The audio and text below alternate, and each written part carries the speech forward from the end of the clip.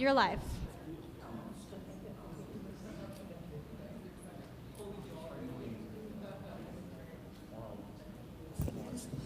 Well, good afternoon, everyone. Welcome to City Council.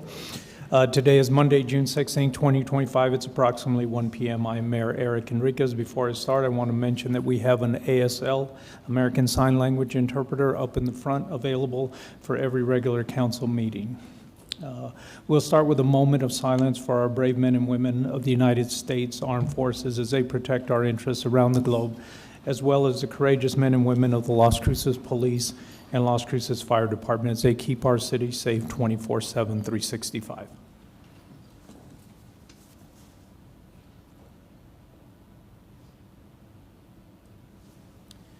Councilor Coram, will you lead us in the pledge? The United States of America, and to the republic for which it stands, one nation, under God, indivisible, with liberty and justice for all.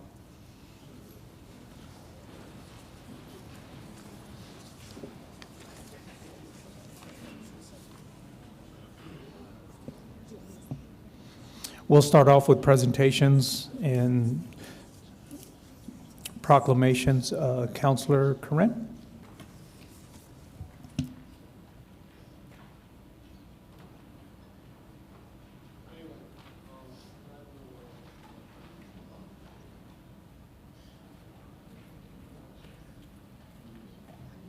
Thank you. Please, for our colleagues, for National Waste and Recycling Workers Week, presented to everyone come up. Thank you for being here. Good morning. I'll give everyone a second to come on up.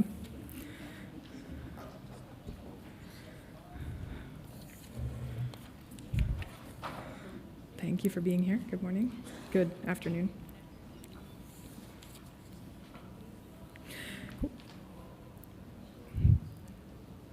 Come on.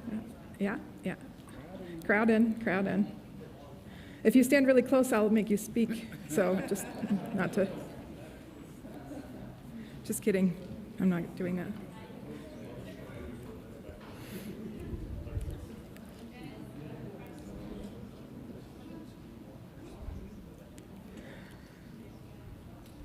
Thank you all for being here. We're so happy to see you. Whereas the City of Las Cruces will celebrate the week of June 17th through 20th, 2025 as National Waste and Recycling Workers Week, and whereas National Garbage Man Day began in 2012 to show community appreciation for local workers in the garbage, sanitation, and recycling industries, and was later renamed Waste and Recycling Workers Week, and whereas solid waste workers have selflessly and tirelessly operated in all types of environments through various weather conditions, pandemics, to provide essential sanitation services and protect communities, prevent disease, and keep our city clean, safe, and beautiful. Whereas the employees of the City of Las Cruces Utilities solid waste line of business contribute significantly to the safety, health, and welfare of our residents by processing thousands of tons of garbage and compost each year. Whereas the proper collection, disposal, and maintenance of waste, recyclables, and compostables is essential for preventing disease and reducing litter in our community. And whereas the City of Las Cruces values and celebrates the unwavering commitment to solid waste industry workers, to the city's residents, businesses, and communities. Now, therefore, we, the Mayor and City Council of Las Cruces, New Mexico, do hereby proclaim June 17th through 20th, 2025 as National Waste and Recycling Workers Week. And encourage all residents to express gratitude to the hardworking men and women who keep our communities clean and healthy on this day. If you'd like to say something, please.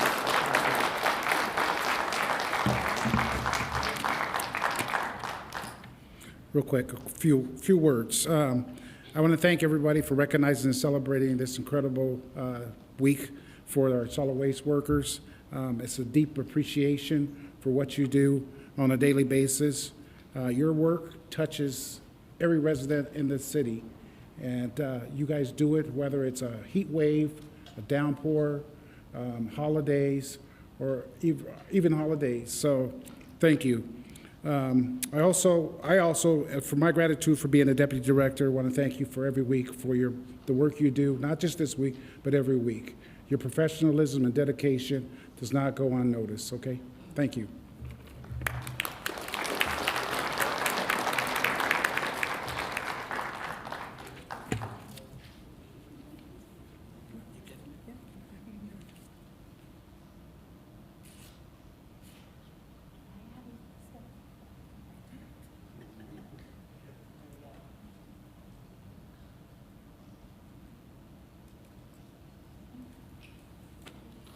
Thank you all. Thank you so much for being here.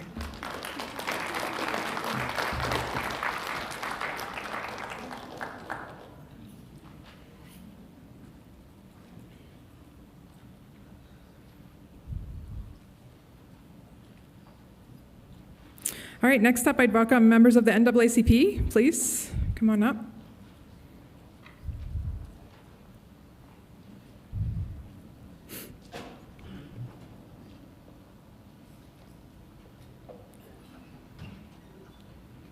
Good afternoon. Thank you for being here. Whereas Juneteenth, also known as Freedom Day, is an opportunity to celebrate the promise of freedom from oppression as proclaimed by President Abraham Lincoln with the signing of the Emancipation Proclamation on January 1st, 1863. And whereas a tragic mass shooting has shaken our community, and during this difficult time, it's important for us to stand united in support, offering strength and compassion to our friends and families, just as our forefathers did when faced with unimaginable tragedy. Whereas Juneteenth is an opportunity to honor the freedom our forefathers envisioned. Whereas Juneteenth reminds us that our country has reached significant milestones and made great progress since 1863, even as we acknowledge there is still work to be done. And whereas the City of Las Cruces has supported Doña Ana County NAACP through the many years of Juneteenth celebrations, and never has there been a more pressing time to celebrate our diversity. And whereas the City of Las Cruces will celebrate with the Doña Ana County NAACP as we seek healing and compassion during a difficult time, not only in our city, but also in our state and in our country. Now, therefore, we, the Mayor and City Council of Las Cruces, New Mexico, do hereby proclaim Juneteenth 2025 in Las Cruces as a time for all citizens to work together to make our city a safe and inclusive place for people from all walks of life on this day.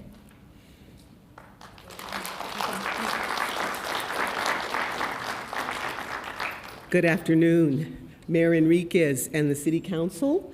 I want to say thank you for the years of supporting the NAACP during Juneteenth and other events that we have. You've always stepped up and you've always been very supportive and generous with your time and your funds. So thank you for that.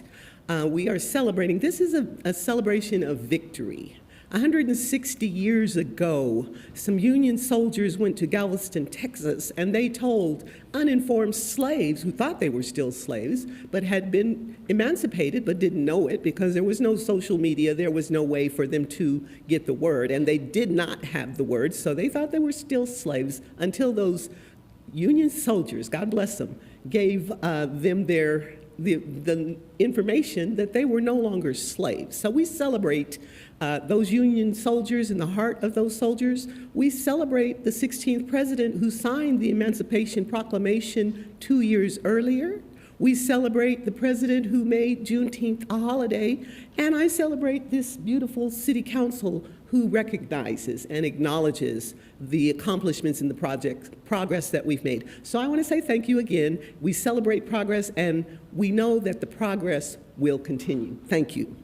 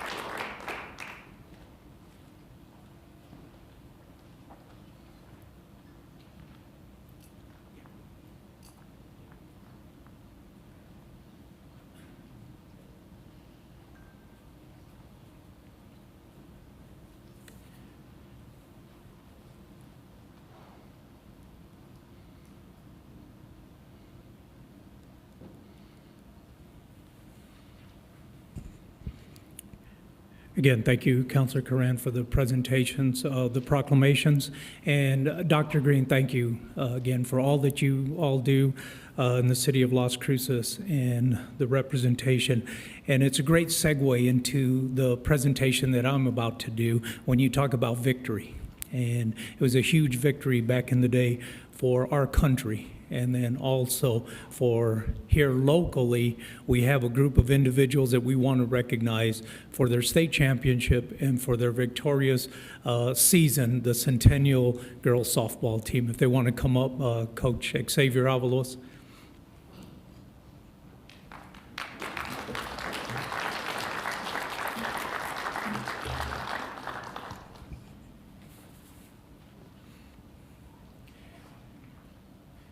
Well, thank you all for being here. I know it's summer, so the rest of the team is out practicing. Vacation. Thank you. Now, this is tremendous. This is awesome. This is Centennial High School. They won the 5A State Fast Pitch Softball Championship at the Lobo Softball Field in Albuquerque, New Mexico on May 17, 2025. This is the third state title for Centennial High School Fast Pitch. They won in 2016, 2024, and 2025. The Hawks finished the season with a perfect 30-0 record, making them the only 8th team in New Mexico softball history to do so, and the last one since 2017, which was La Cueva.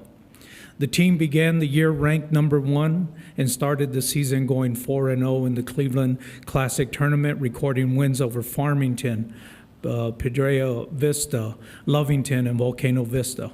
After going undefeated in district, 15-0, Centennial was the number 1 seed in the 2025 New Mexico Activities Association State Tournament. In the first round, the Hawks beat number 16 seed El Dorado High School 11-0 and number 9 seed Trisco Heritage Academy 13-1 in Las Cruces to advance to Albuquerque. The Hawks then beat number 5 seed Mayfield 12-8 and number 2 seed La Cueva 4-0 to advance to the championship game at UNM. On Saturday, May 17th, the Hawks won the state title with a resounding 10-0 win over La Cueva. Not only did the team record a wire-to-wire number 1 ranking, they finished in the Max Prep's national rankings of number 18, 26 spots higher than their 2024 Max Prep national ranking of 44. That's right, they're in the top 20 in the nation. Let's give it up for the Centennial Hawks.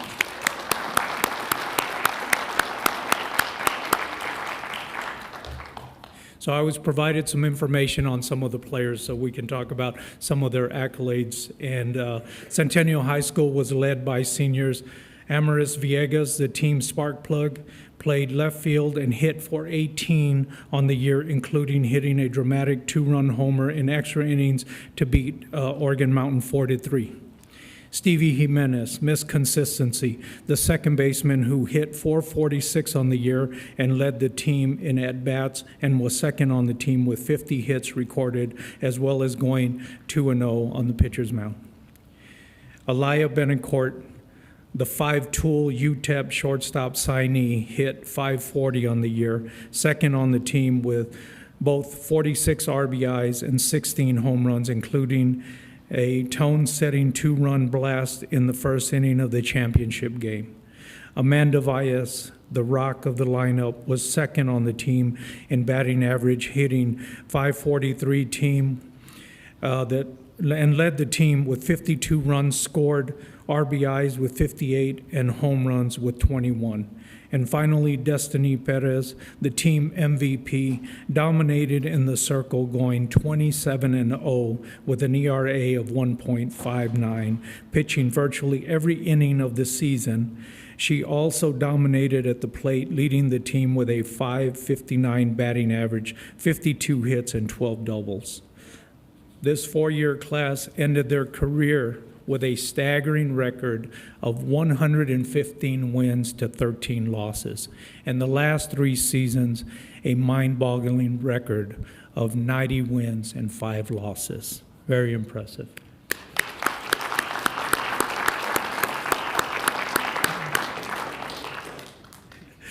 There was also junior center fielder Adi Mochio who hit 406 on the season, was second on the team with 9 doubles and third on the team with 33 RBIs and 5 home runs. Catcher Aubrey Duncan hit .450 on the year with 20 at-bats and recorded 2 home runs. Utility player Stasia Hernandez and outfielder Katie Howard were valuable contributors in reserve roles.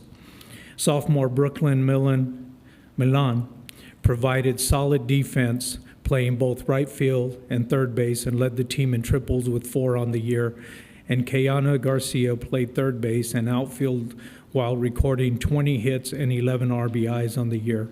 Freshman Kendra Martinez played like an upperclassman, stepping in at catcher, recording just 1 error on the year with a fielding percentage of .993 and hitting .356, and third on the team with 38 runs scored. Freshman Jade Morelos and Leah Miranda were part of the championship squad and are ready to make an impact next season. Head coach Fernie Valles, who is retiring after a stellar career, recorded his 3rd state title. In addition to his recent back-to-back titles with Centennial High School, he won a 6A title with Oñate High School in 2016 and was selected as the New Mexico 24-25 Softball Coach of the Year.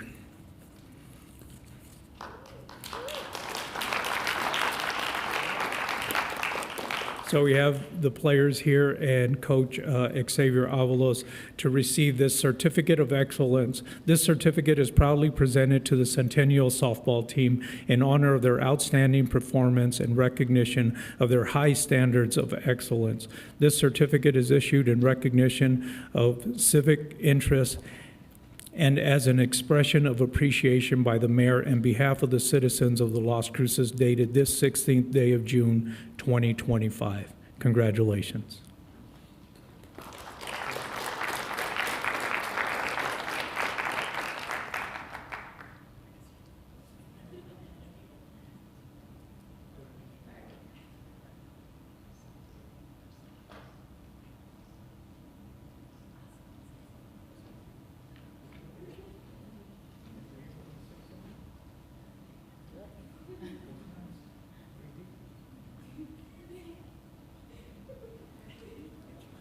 Hello guys, I'm Coach X. I'm going to be real short and sweet. Like our first group that was here earlier, these girls worked rain, wind, whatever it was. We're practicing, we're playing, because our coach Fernie, we have to play in that stuff. Guess what? We're practicing in that stuff. So these girls worked super duper hard. Most of our girls right now, they're on vacation because we never have a vacation for these girls. So this is the time for them. So they do a lot of hard work, so make sure you guys go out and support them. You know, it's all about these girls. Support them.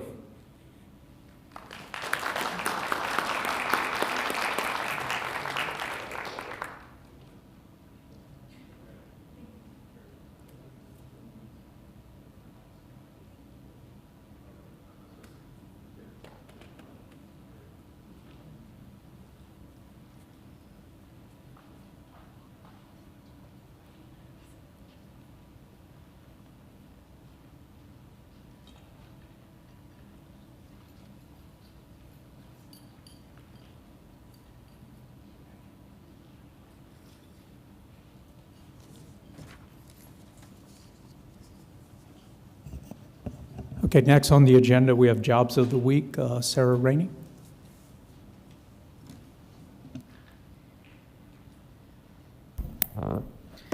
Good afternoon. Oh, the screen went, there it is. We'll get it.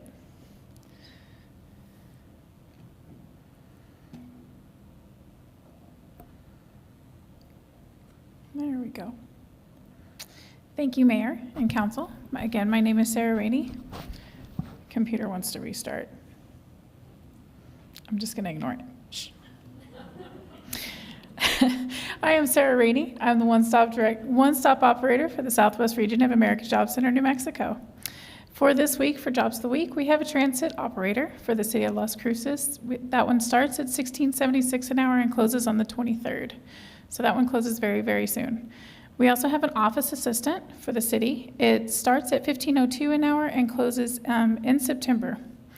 We have a merchandiser for Frito-Lay, starting at $19 an hour and closing in July. We have a CRM communications coordinator at NMSU, starting at $53,000 a year and closes on in July.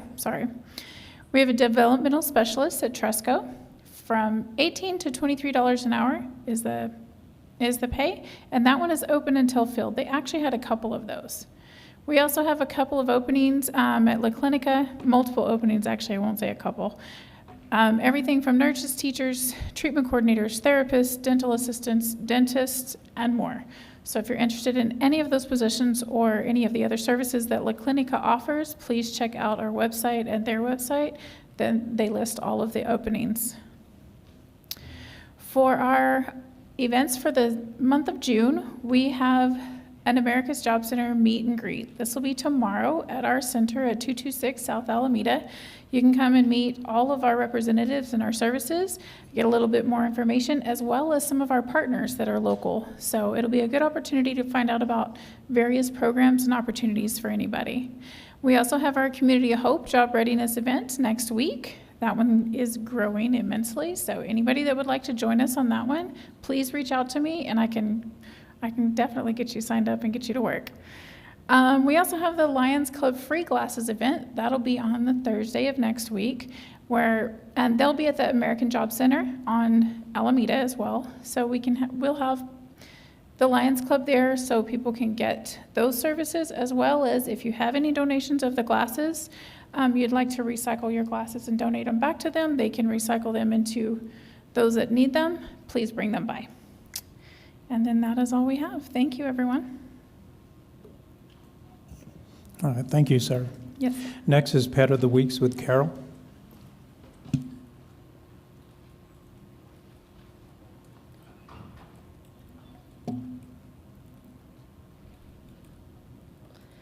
Good afternoon. I am Carol Nelson, Digital Content Specialist with the Animal Services Center of the Mesilla Valley. My weekly reminder that our dog and cat of the week, when they are promoted, their adoption fee is always waived. This week we have good news. Diva has been with us for a while and she actually got adopted. So our promotion worked. She got adopted at our offsite event this weekend, so super happy for her. Our cat of the week is still available for adoption, Mrs. Whiskers, 92589. I'm here to steal your heart with my shy but sweet nature. Growing up with my siblings and mom, I've learned to be a little reserved, often preferring to hang out in my cozy hideaway. I love to nap and cuddle up next to my mom or siblings, soaking up all the warmth and love.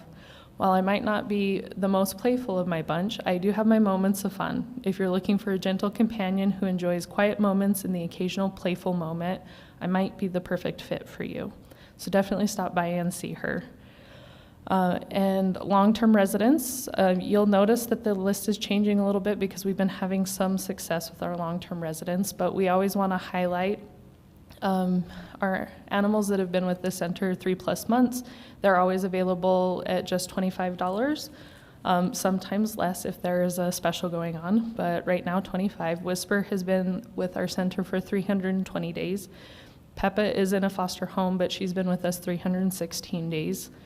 Teddy has been with us 265 and Talia 262 days. So they're also great options for adoption. We'd love to see them find their homes. And this weekend, we will be at Petco on the 21st from 10 to 1 p.m. So definitely come by. It's a great time to say hi, maybe find your future friend and buy some supplies. So it's a great all-around event. And as always, you can find more information on our website or also feel free to follow us on social media. Thank you. Thank you, Carol. Next is conflict of interest. Does any member of the city council, city manager, or any member of the city staff have any known conflict of interest with any item on the agenda? None by Flores. None. None.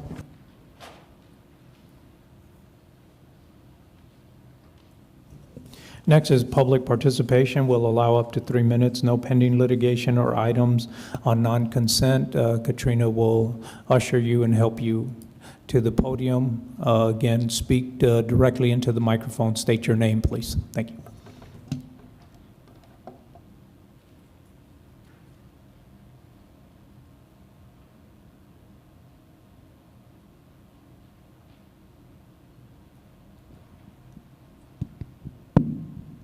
Hello, everyone. The reason why I'm here is I wanted to talk to you about having longer bus services through Transportation Committee. We don't, after 4 p.m. on Saturdays, the buses do not run. And I think we need to extend that. Sir, could I, sorry to interrupt you, but could I get your name again for the record? My name is Jesse Yoder. And then on Sunday, there is no bus service. I have talked to, oh gosh, probably 150 people about having bus services run longer hours on Saturday and on Sunday. We really need it. Things don't stop after 4 p.m. Like on Saturday. People need to ride the buses to go to church, out to dinner, you know. I think that it would be a good thing if y'all could more hours, more bus services on weekends. And there's, like I said, people need to get out on Sundays.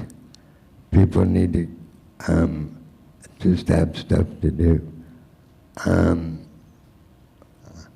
I believe that the city was supposed to vote on having longer bus services before COVID, and they never did. I just hope that y'all can do something. Thank you.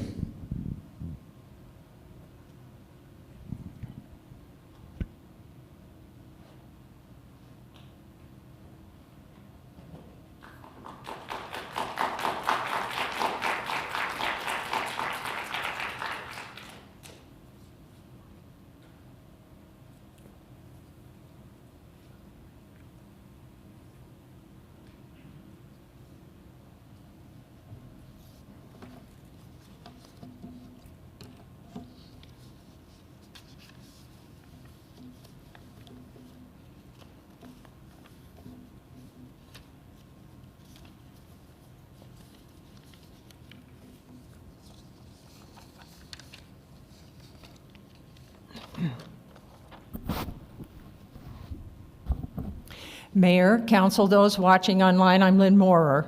It's dangerous when public officials make false statements regarding public health. I will correct the record today with documented facts related to the lead and copper rule. During a radio show on November 27 last year, Councilor Corrin falsely asserted that someone with a house built after the 70s need not worry about lead pipes.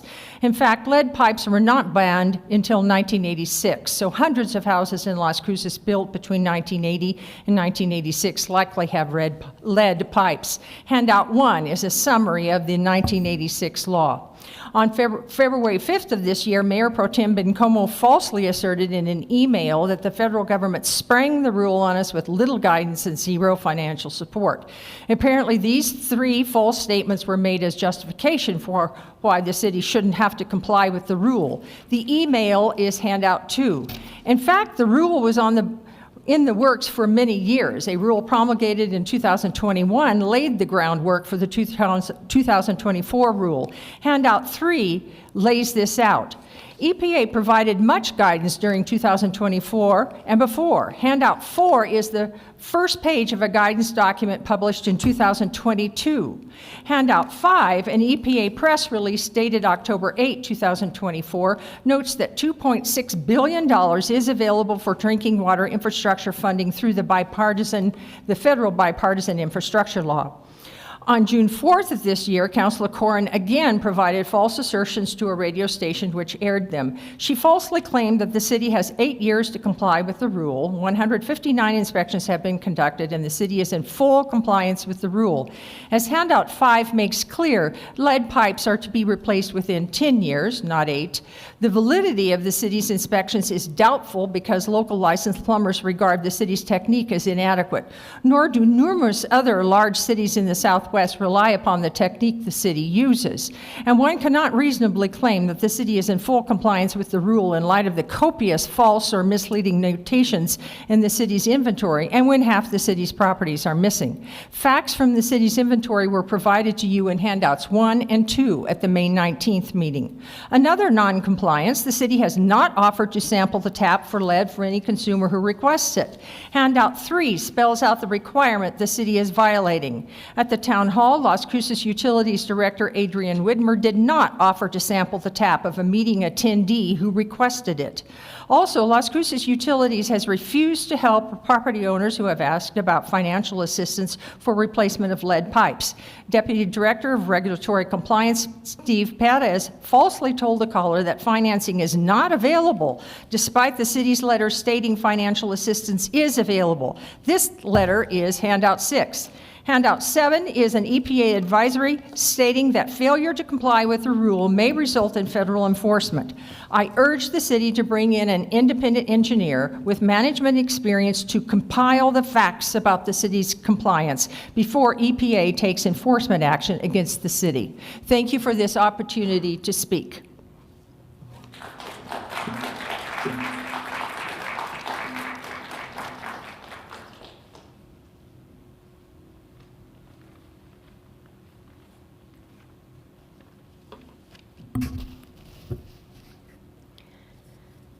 Mayor, Council, I'm Liz Rodriguez-Johnson. It's been 4 weeks since the mayor, the council, and the city manager were given copies of detailed lists of significant problems in the online lead and copper rule inventory.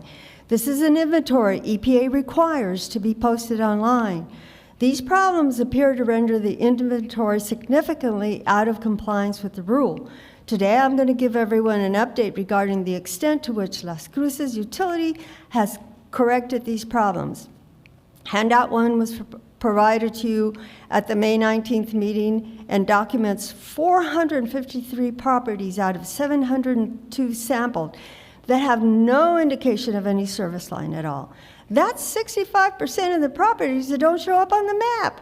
Out of the 453 properties missing from the inventory, a grand total of one is now listed on the inventory. Nor has Las Cruces Utilities provided any explanation as to why more than half of the city's properties have been left out of the inventory. Handout 2 also provided to you May 19th lists deficiencies related to 81 properties that do appear on the inventory. They feature false or misleading characterizations about the piping, or they characterize piping as non-lead without any foundation whatsoever. Recent reviews of these 81 properties on the city's online inventory now reveals the following. 60% have no changes whatsoever. Very few of the most egregious mistakes have been fixed. These are the clear falsehoods related to the installation date in relation to the lead ban in 1986. Some listings just removed the dates, so now the date is blank. Some merely changed the labeling for the entire service line without fixing obvious inaccuracies regarding to a portion of the line. Just putting a new name on it doesn't fix the underlying problems. There's no evidence that Las Cruces Utility has changed its inadequate inspection technique. Notation of visual inspection at the meter pit seems to indicate that the same flawed technique continues to be used.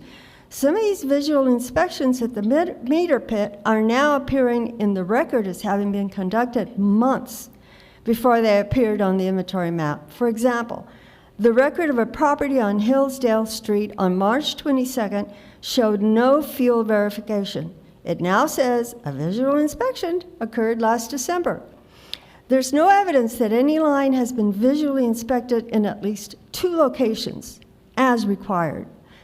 The bottom line is that a few records were tweaked, but none was fully rectified. Every single listing sampled still contains false and or misleading information. This means that property owners who consult the inventory are still likely to encounter false, misleading, or missing information. Thank you.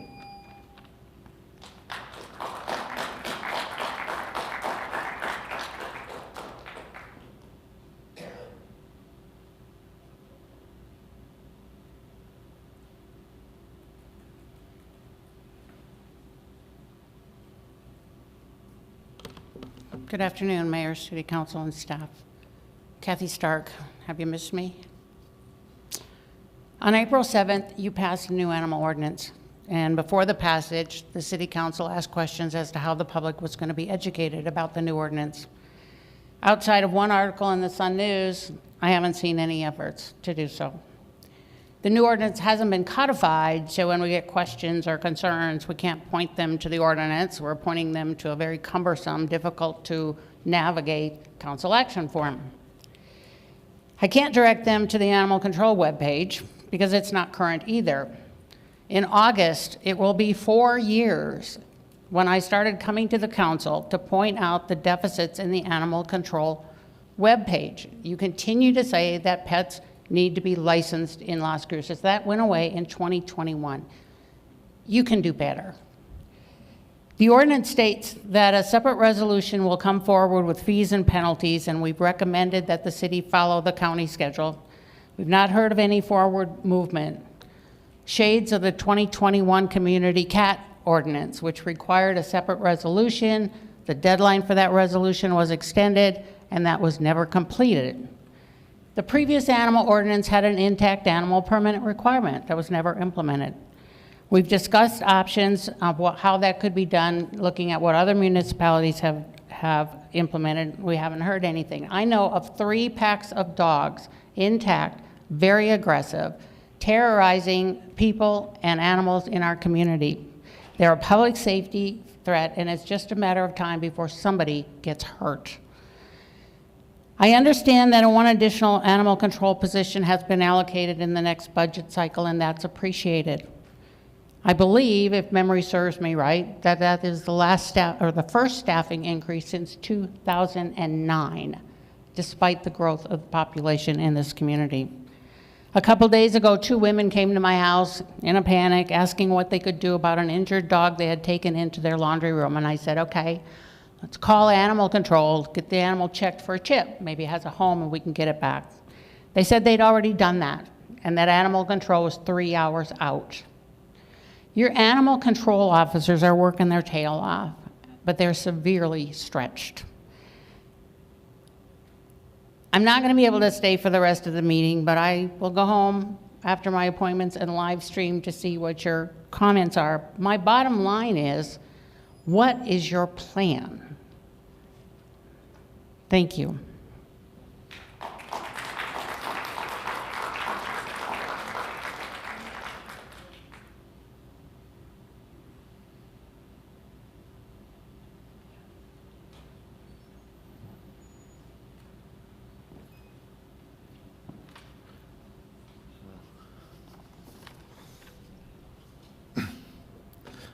Mayor and City Council, my name is Armando Sarabia, and I'm here today not just as a lifelong resident of Las Cruces, but as someone who remembers the sound of professional baseball once filling the summer air at Apodaca Park. Back in 2010, our city had a team called the Las Cruces Vaqueros. They played in powder blue and gave this community a season full of joy, local pride, and something to rally around. People came out, stands were filled on weekends. Families made memories. It was something real. And then, whoosh, it disappeared. I have to ask, since the Vaqueros folded, has any minor league, professional organization, or league approached the city about baseball returning? And if not, why haven't we? Why do we let professional baseball vanish from Las Cruces without trying again or anything? Recently, I had a conversation with Holly McWaters, the former general manager of the Vaqueros. She told me that despite the league's instability and early doubts, the team turned out to be more successful than anyone expected. That says something about the city. and what could be possible if we're willing to explore new ideas. I'm not here to ask for money or promises. I'm just simply going to ask this. If possible, could I be placed on a future agenda to speak about a new concept for professional baseball that could begin right here in Las Cruces? It's a concept rooted in community, opportunity, and long-term vision. Thank you for your time and for your service to the city.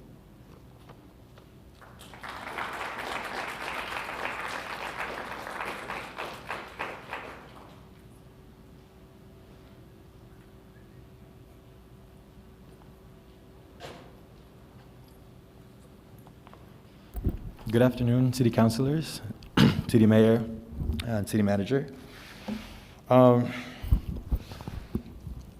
We're witnessing right now the consequence of a long-standing campaign to launch an attack on I'm sorry, immigrants. could you state your name? Yes, I'm sorry. My name is Albert.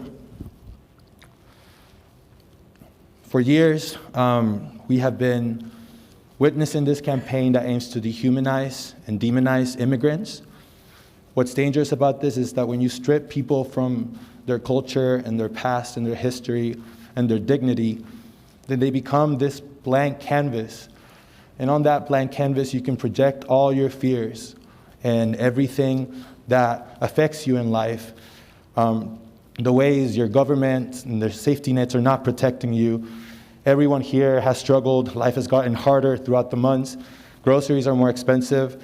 It's hard to have access to healthcare, to education, to affordable housing. Yet we're here, citizens, pointing fingers at who it is that is taking these things from us. And at the same time, there's a group of people that are only getting richer and richer and richer and spending money on bombing people overseas and jailing people here. $120 million was spent in riots in California. Obviously, we're not okay with this as people from here. There's a lot of immigrants in our community, and it's important for us to stand up and show that we're going to be there to claim this space as a safe space for people, no matter who you're from, no matter where you're from. To understand also who originally belongs from here, whose land this was, and who really we are taken out of here. We're targeting democratic cities. It's so blatantly obvious. There's just a political agenda that's trying to criminalize people. And when we have peaceful gatherings to express our support for these communities that are being targeted, and we're met with 3 snipers on rooftops, I think it should be pretty obvious how incredibly scary that is at this time, where there's like police deputies in Florida saying that they're ready to kill people, kill them graveyard dead for protesters. There's a statement out saying that these snipers were sent out to protect us because police were aware of intent to be violent and direct threats.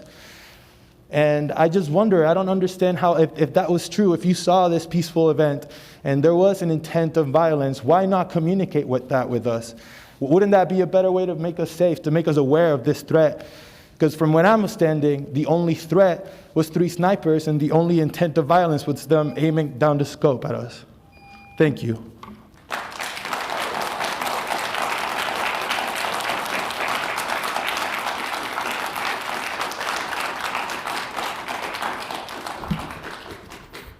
Hello, my name is Dylan Davis, and I'm speaking today as a concerned resident and participant in the peaceful protests that took place in our community on Friday evening.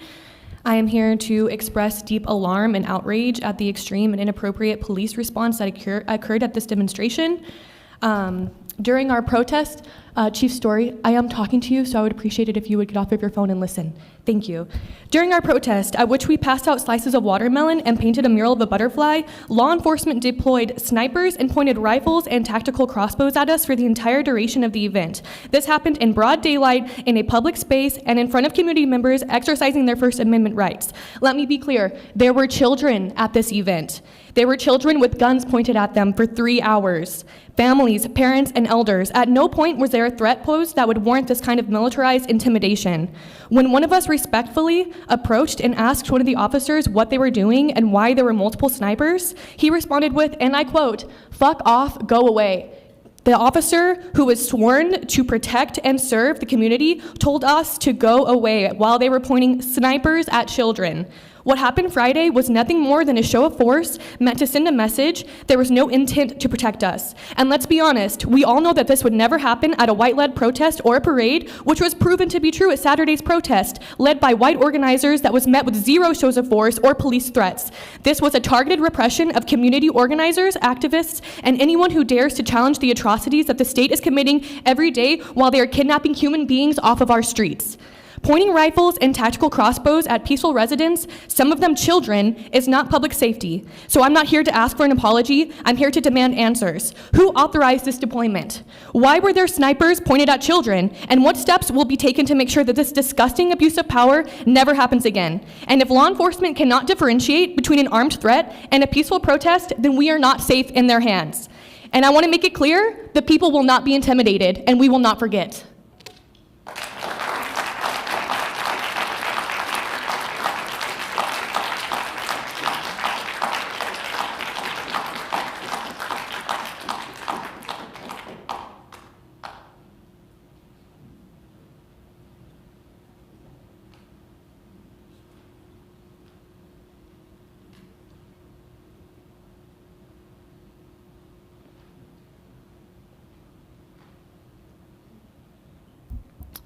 Hello, City Council and Mayor Enriquez. My name is Catherine Quitello. For the sake of transparency, I want to share that I work at Brannigan Library. I am not here as a representative of Brannigan, but as a citizen of Las Cruces speaking to my own experiences. This statement is my own. On June 13th, 2025, Brannigan received a phone call from a 915 number stating that the Las Cruces Police Department would be using the building as a site after hours to respond to impending violence. Minutes later, an officer showed up and expected roof access. This officer set up a rifle with a scope on an upper floor of the library. I witnessed myself, this officer, watching citizens of Las Cruces through the scope of this rifle. In the end, no violence occurred, thankfully. This hasty and extreme reaction is common but unacceptable. I do have another example I could provide, but for the sake of time, I'm gonna focus on this one.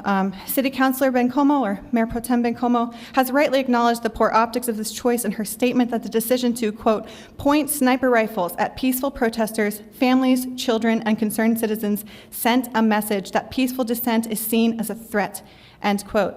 Police Chief Story did say that those sharpshooters were present to protect the protesters, but standing there in the grass, watching a 3-year-old girl play with a puppy, witnessing those men watching us through their scopes, I felt only the violence of their presence.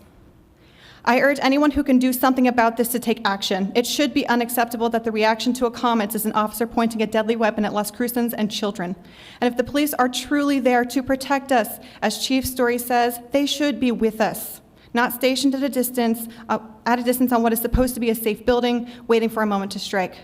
This incident contributes deeply to misinformation as it has convinced community members the library called the police, leading them to believe the library condones violence. This incident directly interferes with protests, convincing citizens that peaceful protesting may get them shot. It affects community perception. Already, I have witnessed individuals who have reported fear of coming to the library because they don't know what will be waiting. Our country is in a deep state of division, with officers excited to render their civilians graveyard dead. Do not contribute more deeply than you already have to the depth of that divide. Please do something. Please look internally and address this. Thank you.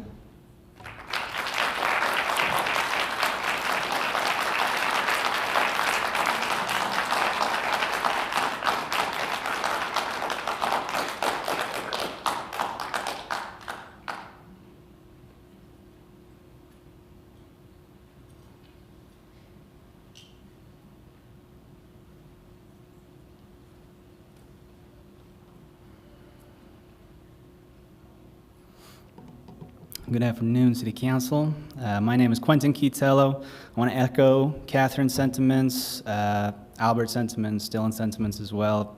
I assume more people in this room. I was there on Friday as well. I felt a very palpable sense of unease among the crowd, a genuine fear amongst some. Some left that crowd because of that fear. And that seems like the opposite of encouraging the right to protest that I imagine most people here uphold.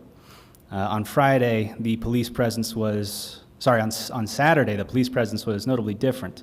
On Friday, there were officers in plainclothes, hidden in shadows, holding guns.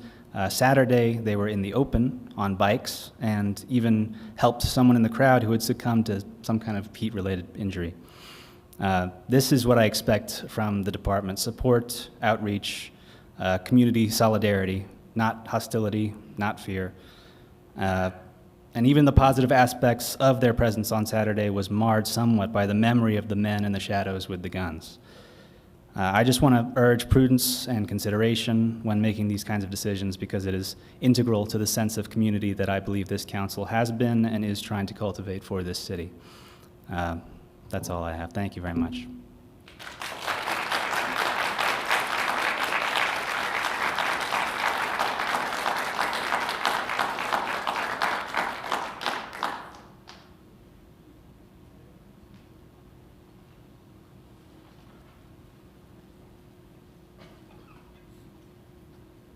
Hi, Mayor and City Council. My name is Patty Hartman. I'm kind of unprepared today. I'm just rather disgusted, even more so when I hear those comments of, yeah, our city's a mess. What really, overall, I've noticed this for so long, what we don't have are any kind of standards or values or anything whatsoever. I'm really kind of tired of hearing people praise themselves, authorities, for all this stuff. The only evidence that I see are the statistics that say we fail at everything, and I'm just fed up with that. Public Works, maybe they should hire people with experience and not just put road closed signs in the middle of the road without any kind of warning. They detour you, you make a turn, and then where are you? You're lost in some neighborhood. I've called Public Works twice. The one I complained about the first time, it wasn't fixed even the second time. And it's just ridiculous. It's like, shouldn't people know how to do their jobs here? And I'm not just talking about like labor jobs. I'm talking about all of you guys too. I don't know what you think your role is. Mayor, I wrote to you as soon as you got into office, a long email. You're just one of many who doesn't even bother responding. I'm just really fed up with this city of like, you just do whatever you want. There's no accountability from anybody in power whatsoever. How about the cooling stations? Well, I called this morning. What kind of cooling stations do we have? Gee, I don't think we have any. And as I sat here in the meeting today at 12:15, now there's something on the news. Oh, we have cooling stations all of a sudden. I'm just, along with everybody else, I'm just fed up with this Mickey Mouse way that everything is done here. You make up your own words. Public participation, this is not participation. This is a comment. Participation is an interaction, and we don't have that. And I'm just really disappointed in our city, and I'm fed up. Thank you.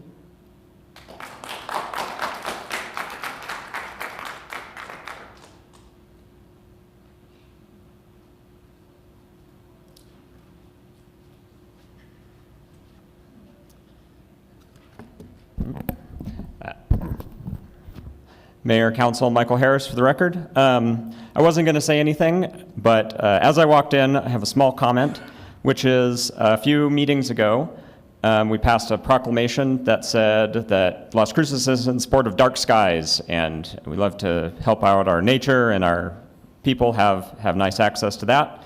But as I was walking in today, I noticed that the lights in front of City Hall, which are pointed straight up, not only are they pointed straight up, they're the decorative ones, the red, white, and blue ones, but also they're on right now in the afternoon. So someone might want to look into that. Thanks.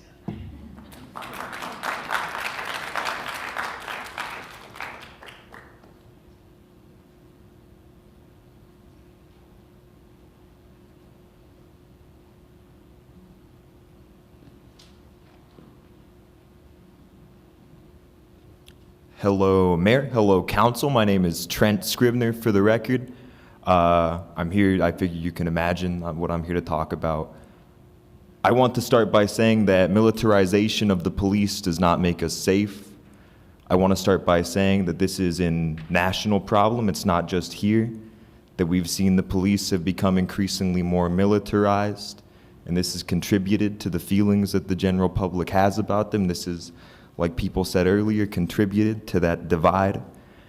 As we speak right now, the federal government is partnering with private companies like Palantir to build databases on American citizens, to spy on American citizens, a new Patriot Act. The relevance of this is that if we are going to have police presence at protests, pointing guns at peaceful protesters well in advance before anything has happened, and these same police are going to have access to every American's data, easy access to every American's data, I can't trust the police force. I can't trust that. It is government overreach. Right now, ICE is invading our communities, and they are, with unprecedented force, with unprecedented impunity, they're breaking into houses, man, and they're kicking down doors at the churches. And maybe I'm exaggerating a little bit, but barely.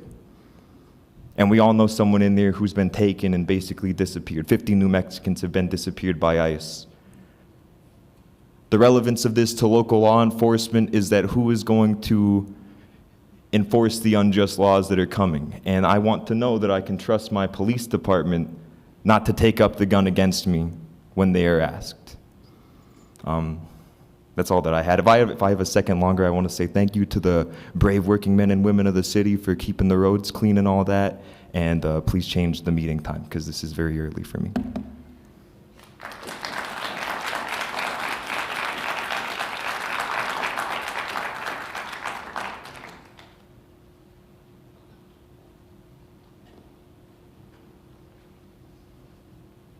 Hello, good afternoon. My name is Spencer Taylor. I'm a former 15-year professor at New Mexico State University and currently a second-year Master of Social Work student in town. And I have a little bit of a show and tell here today. I have in front of me a book called Yes, She Can. This is a collection of essays from women who worked in the Obama administration. On page 29 starts a chapter titled Policy Assistant for Immigration and Rural Affairs Office, Domestic Policy Council, age 25, June 27, 2013. This is authored by Andrea Flores, who I was fortunate enough when I was working with the Sun News to go cover when she came down to talk about this chapter and what she was writing about. Andrea Flores, about 25 years ago, when she was at Sierra Middle School, go Falcons, was pulled over and questioned for no other crime than driving while Latina. And they asked her about her citizenship status. She's a birth citizen. And so this was 25 years ago when due process was a little bit more intact than it is today. So she was able to kind of figure this out, get through it, maintain citizenship, maintain her status here. She went on to campaign for Harvard student body president. She worked in the Obama administration and the Biden administration on immigration policy. And she's a friend that I recall from middle school and high school days. And I think this is a great example of how, if we protect our citizens and if we protect people around us, we have no idea what comes out of Las Cruces, what type of productivity comes out of Las Cruces, right? And I really admire all the work that Andrea has been doing. She's on CNN, she's on Democracy Now!, she's talking about Las Cruces in very positive ways, but also in this way of like this thing she encountered that's a big problem, right? So what does this have to do with right now? Well, here we are 25 years later, we have this unhinged, lawless federal government that is coming after people, right? And the only line of defense against this is smaller government, state government, city government, et cetera, right? So we need policy, functional, practical policy from you all that can help defend people from this ICE terrorizing that's going on in our communities. I mean, and Andrea is a great example because of all the things she did, but you know, you're not privileged with protection by virtue of all the things you're going to go on to do, right? You're privileged with protection by virtue of you are a human being. We need to see human beings in our community and protect these human beings. ICE is not welcome here. Immigrants are welcome here. Immigrants are wanted. Please give us some policy that reflects that. Thank you.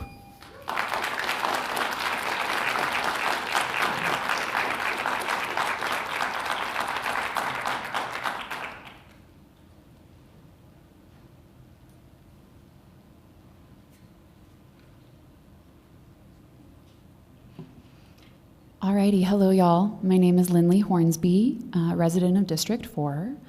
I walked here today and I couldn't help but find myself looking at the roof of the fire department or station, the balcony of the library, because the last time that I walked through the park, that I walked through to get here, I saw snipers on those roofs. And I've been at that park dozens of times in my time living here, never seen such a thing. At a community event where we're spending time with elders, children, college students, with a shared belief that, and a demand to have ICE outside of our communities, to keep our community members safe, and to suddenly be like hanging out with a 6-year-old doing like finger paints and see a sniper, that was very scary. That didn't make us feel safe.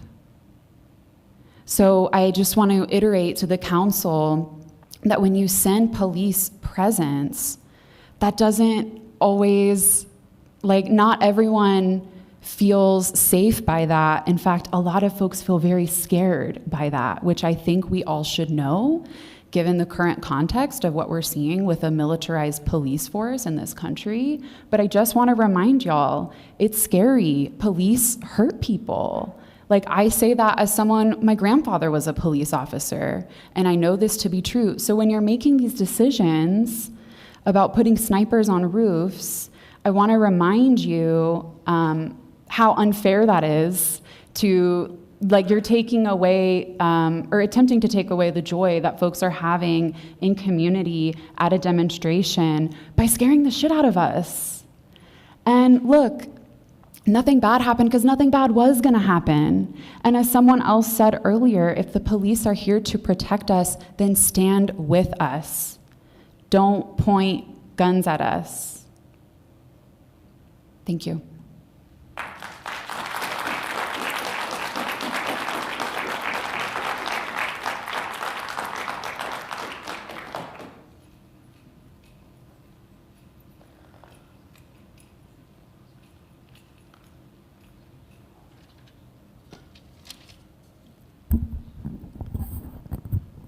Hello, Mayor, City Council, Police Chief, Story, everybody else. My name is Giovanni Sebastian Hernandez.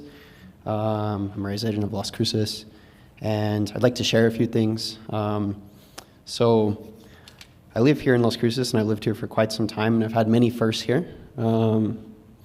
I finished school here. I think I fell in love for the first time here. I also had my first real heartbreak, as many of us have had. I've hung out by the river when it's dry and when it's flowing. I've enjoyed many of our city facilities, Mearshite, the skate park, the aquatic center, and also the libraries. And that's really cool. I've had some of the best times I've ever had here in the city enjoying those facilities. In fact, one of my favorite places that I kind of thought was like a sanctuary, quiet place was the second, on the second story of Brannigan Memorial Library in what they call the creators room. There's like a model ship in there, there's like painting supplies, there's like old maps and stuff like that, a whole bunch of really cool things.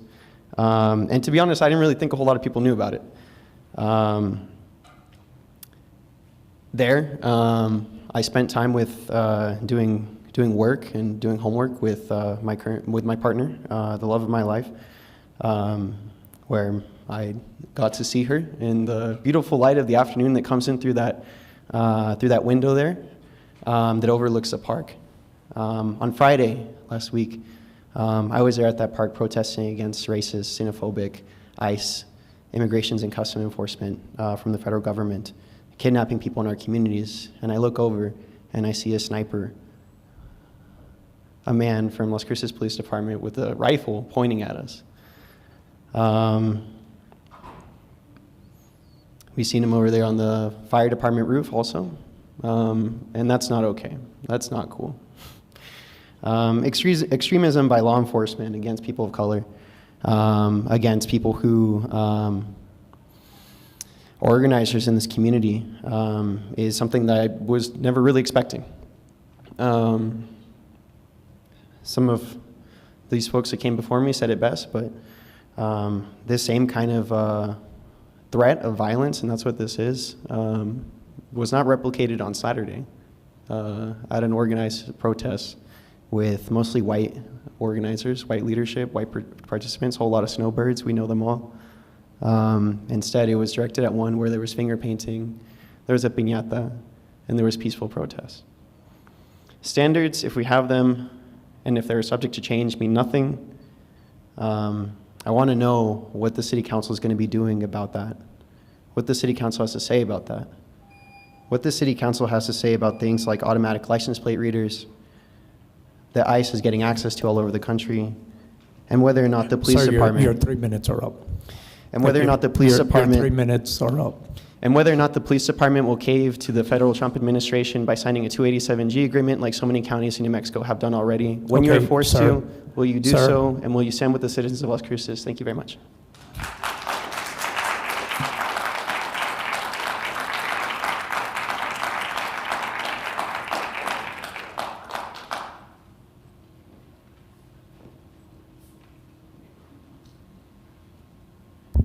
Mayor, City Council, my name is Axel Hale for the record.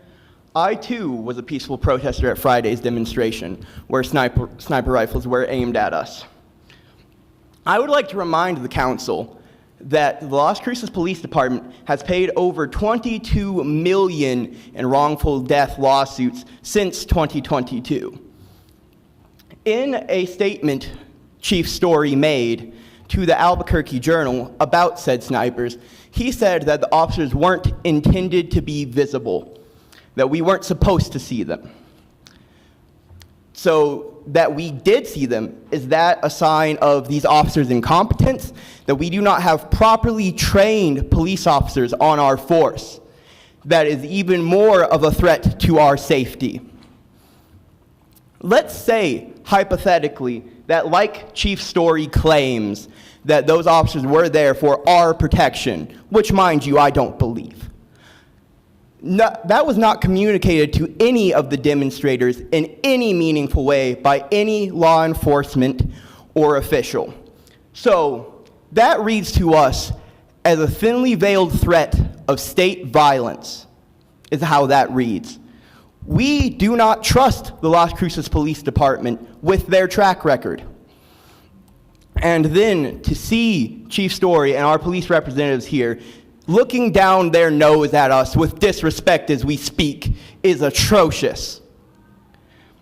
And Mayor Enriquez, for you to interrupt Giovanni Hernandez after his 3 minutes were up, as you let others speak once their time was up, is uncalled for. When they were speaking about the copper and lead pipe ordinances, you let her finish. He just had a couple more words to get out in that sentence, and you interrupted him. Uncalled for, Mayor Enriquez. I call for a better city council, for our police force to take accountability for their actions.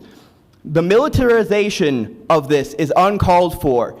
I have lived my entire life in the Las Cruces community, and very few times have I seen it come together in such a beautiful way as I did at Friday's demonstration.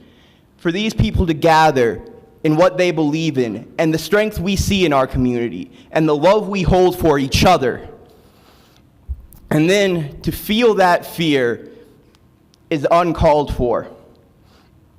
And it frankly gives me such disdain for our city council, for our representatives that we're supposed to trust with our lives, with our public safety. No. Do better, city council.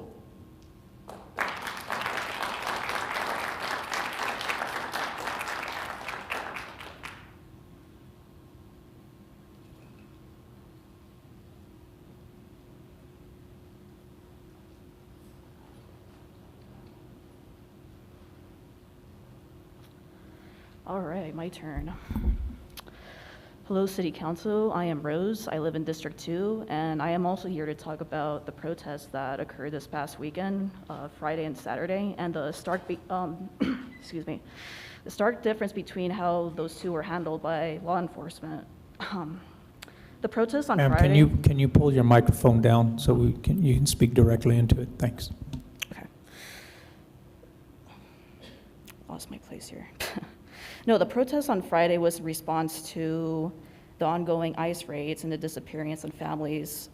And the course of action that was found by the law enforcement is really disturbing. Seeing 3 snipers that were, pointed at kids and elders. And you may argue that this was to protect those people, but it's really just to intimidate and scare people for exercising their right for free speech against a fascist regime. And in contrast, the No Kings protest, which was in response to Donald Trump's birthday, that's organized by 50501 Indivisible, which they partner with law enforcement.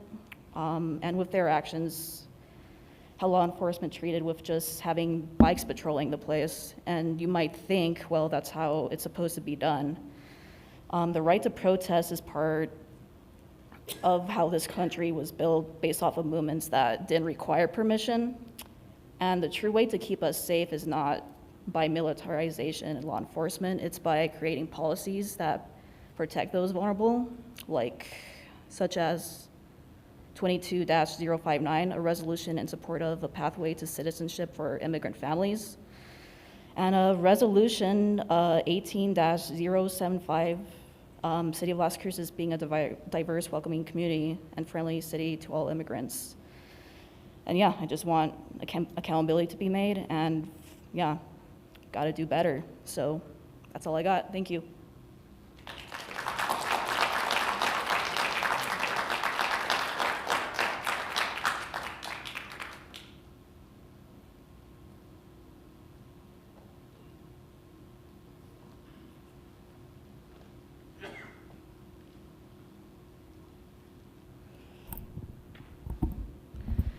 Can you hear me?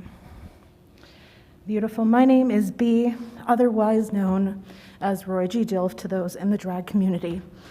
I'm from District 2, and I'm here to speak on the happenings that happened during the protest that occurred this weekend. To start, I've been a part of all sorts of protests throughout the span of the decade in New Mexico, especially Las Cruces, for women's rights, gun reform, and LGBTQ rights, to mention a few. And even when there was a cop presence, I had not until 2024 experienced it quite to this degree. But what happened on Friday during a peaceful protest in solidarity with California and their fight to keep families together against ICE brutality, our country is no stranger to police brutality, especially during POC-centered protests. But to see not one, but 2 visible snipers during a peaceful protest was shocking, especially in a city like Las Cruces. The individuals that organize aren't overwhelming in numbers, just in comparison to the other protests that we're seeing nationwide. These are excessive measures that were utilized by individuals of our Las Cruces Police Department to instill fear in peaceful protest organizing for immigrant and POC liberation, especially after speaking on Juneteenth and the atrocities of the shooting that occurred here so soon. What we need is gun reform. What we need is police reform. It is interesting to see the difference between the police presence on Saturday versus Friday. The immigrant population is a large percentage of what makes New Mexico so enchanting. New Mexico, NMSU alone specifically, is a melting pot of culture, but what I urge from you, council members, is to strengthen our existing policies with Resolution 22059, a support of pathway to citizenship for New Mexico families, as well as Resolution 18075, supporting a diverse and welcoming community and friendly city to all immigrants. Lastly, as someone who was hosting a drag show in solidarity with what my brothers and sisters were facilitating at that protest, and at a market right after, it's sad to see how those individuals were wielding guns that could coat what was said to be otherwise a beautiful event and make it an experience of fear for those who weren't able to attend. Fear-mongering will not stop individuals' right to protest and speak freely for those who are most disenfranchised. Thank you.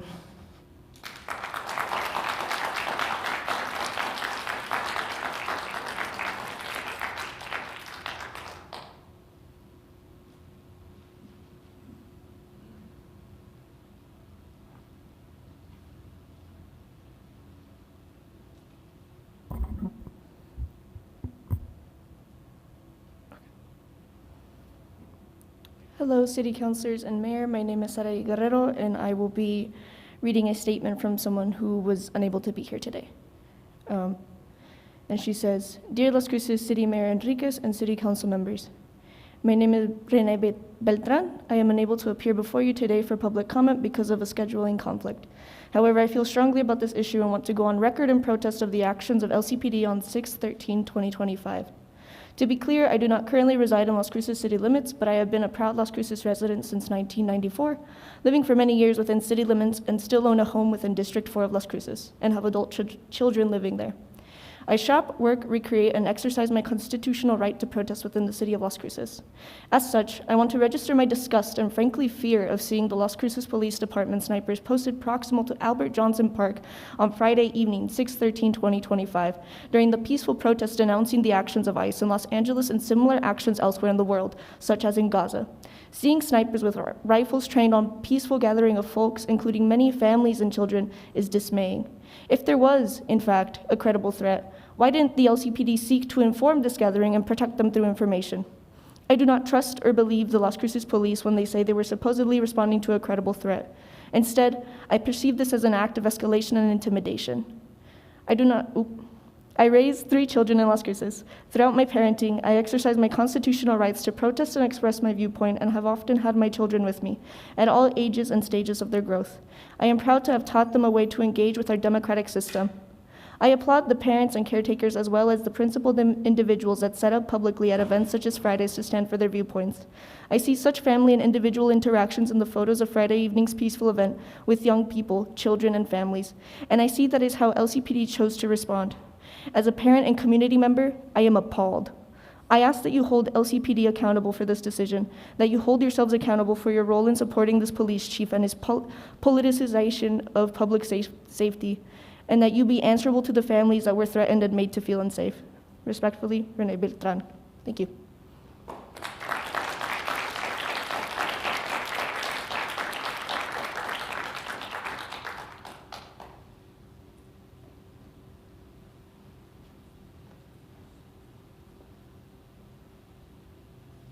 Hello, Mayor and City Council. My name is Liz Bennett.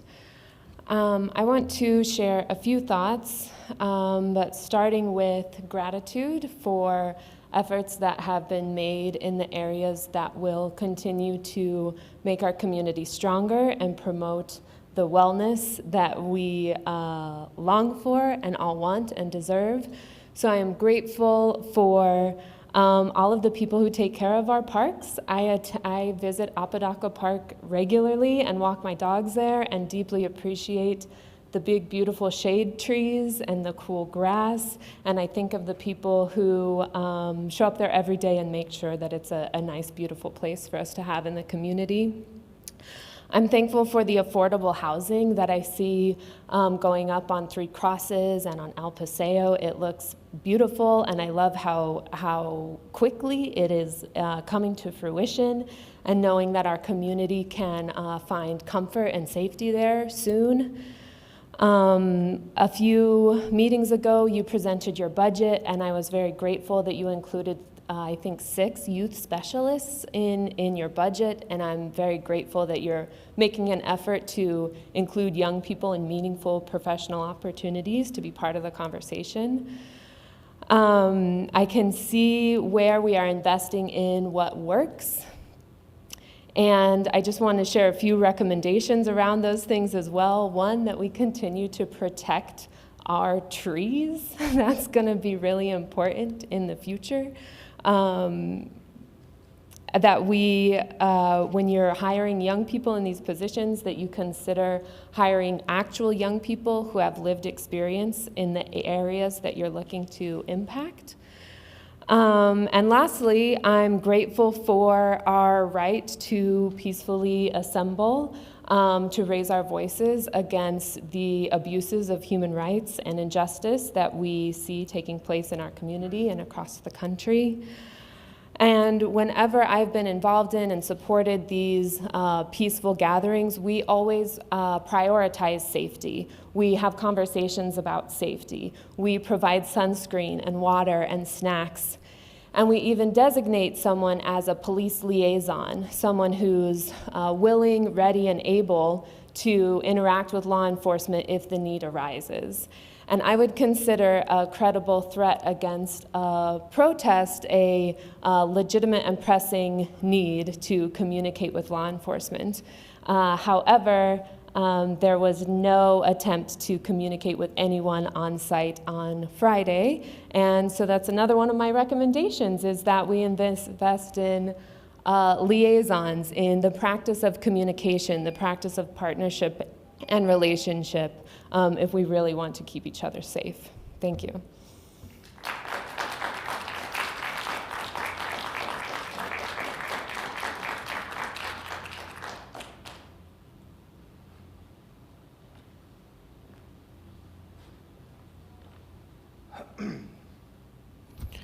Hello, my name is Lucas Hearn, and I'm a resident of District 2.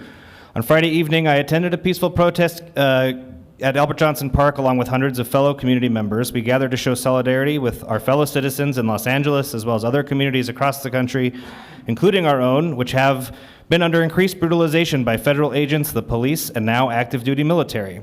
This event was independent from other organized demonstrations that were scheduled for the following day, Saturday, during which millions of Americans turned out to oppose the repressive regime currently in place in our country. I mention this because the chief told the Albuquerque Journal, quote, there were multiple comments made that made them aware of directly threatened or inferred violence on the planned protests. To my knowledge, the event on Friday was not overly planned, and what threats I have seen in my official capacity as a New Mexico political insider and expert were directed at the Saturday events. Please bear this in mind. At our event on Friday, members of the Las Cruces Police Department were seen occupying elevated positions overlooking the demonstrators at the park, armed with high-powered rifles with scopes. These officers were documented by multiple attendees, including myself, with their weapons barrels pointed at our peaceful gathering. When I say, quote, their weapons barrels were pointed at, I am being specific with that terminology, because at the event, people use words like aiming at. And as a certified firearms training instructor myself, certified by the United States Concealed Carry Association and registered with the state of New Mexico, I do appreciate the difference between, quote, aiming a weapon and having my weapon's barrel pointed at something. However, to untrained folks, these subtle differences make little difference, and the feeling of having guns pointed at them made the entire crowd feel very uneasy. No, uneasy is not the right word. It scared people. People were scared. There were kids and elders at the event. I shouldn't have to rationalize what kind of citizens were there, but for the sake of emphasis, hundreds of innocent people felt scared because of what they perceived as snipers were aiming their weapons at them for simply gathering specifically to call out the brutal way militarized federal troops and police have been treating us across the country for years. Chief Story said, quote, the officers should not have been visible with their rifles, but they were there to keep those exercising their First Amendment rights safe. The officers weren't just visible, they were endangering people downrange of their weapons. It's a key principle of firearms safety. Always treat firearms as if they were loaded. Control your muzzle at all times. Always keep your finger outside the trigger guard until you're ready to fire. Be aware of your target and what's beyond it. If that's hard to remember, you can remember the acronym ACAB. I find it highly suspect that the police responded to our gathering with sharpshooters on Overwatch, using potential threats as a justification. But on Saturday, I saw no such activity. Instead, saw officers calmly riding their bikes around the park.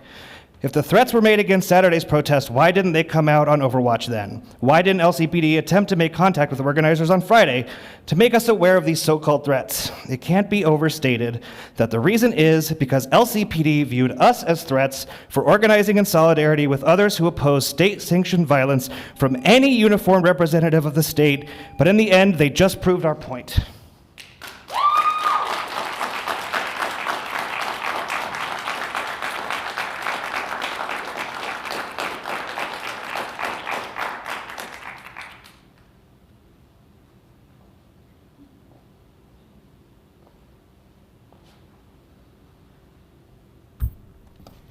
Good afternoon, Mayor and City Council. My name is Haren Quevedo. I live in District 2. My grandmother, Alicia Arين Montoño, was born in El Paso in 1934. My great-grandparents had traveled from Coahuila, Mexico, to cross this border. There was no ICE. There was no militarized police force to attack them, to kill them. My family's long, exhausting journey was rewarded by finding a home in Texas over 90 years ago. I know there are some in this room and throughout this country who would have preferred a different result, but this is the story of how I got to be here, and I'm proud of it. This is the story of tens of thousands of people and families, all unique and bound together at the same time. My family made their way from segregated Texas to Las Cruces, New Mexico, back to Texas, and eventually to Los Angeles, where my dad was born, and met my mom in college. I was born 10 miles north of downtown LA. But once I found my way back to the borderlands 15 years ago, I knew I was home. The Department of Homeland Security was established in 2002 and has nothing to do with home. ICE was established a year later, and both are violent, unnecessary arms of the state. DHS and ICE are not inevitable. They are not required for life or well-being. They destroy life and well-being. Just as one horrifying example, I'll remind everyone that in December of 2018, 2 babies, 2 toddlers, were killed by ICE, just within weeks of each other. A 7-year-old and a 9-year-old child were killed, and I do say killed, in ICE custody. At least 52 people have been killed in ICE custody since then. 12 people were killed just last year alone in ICE custody. So whether you want to say these killings were due to neglect or cruelty or indifference, it's still state-sanctioned killing of human beings. So when the people of Las Cruces rose up to defend themselves against the increasing terror and violence of ICE, and were met with even more violence, I was called to gather with my community in Las Cruces on Friday to say ICE out of LA, ICE out of Las Cruces, ICE out of the United States. And the cops responded by pointing sniper rifles at us, at families and children gathered in the park with music and art. The supposed threats online that the cops use and continue to use as their excuse were in response to threats against Saturday's protest. We know this. This is documented. The threats were on a blog post about Saturday. It was about Saturday's No Kings rally, yet the sniper showed up Friday. So thanks, but no thanks with that lie. I'll just end to reassure everyone that no amount of grotesque, state-sanctioned hate and violence will ever keep us from gathering or keep us from building a world without ICE and without cops. We know it's possible, and it's worth fighting for. And when I say abolish ICE, I mean abolish borders, and I mean abolish cops. Thank you.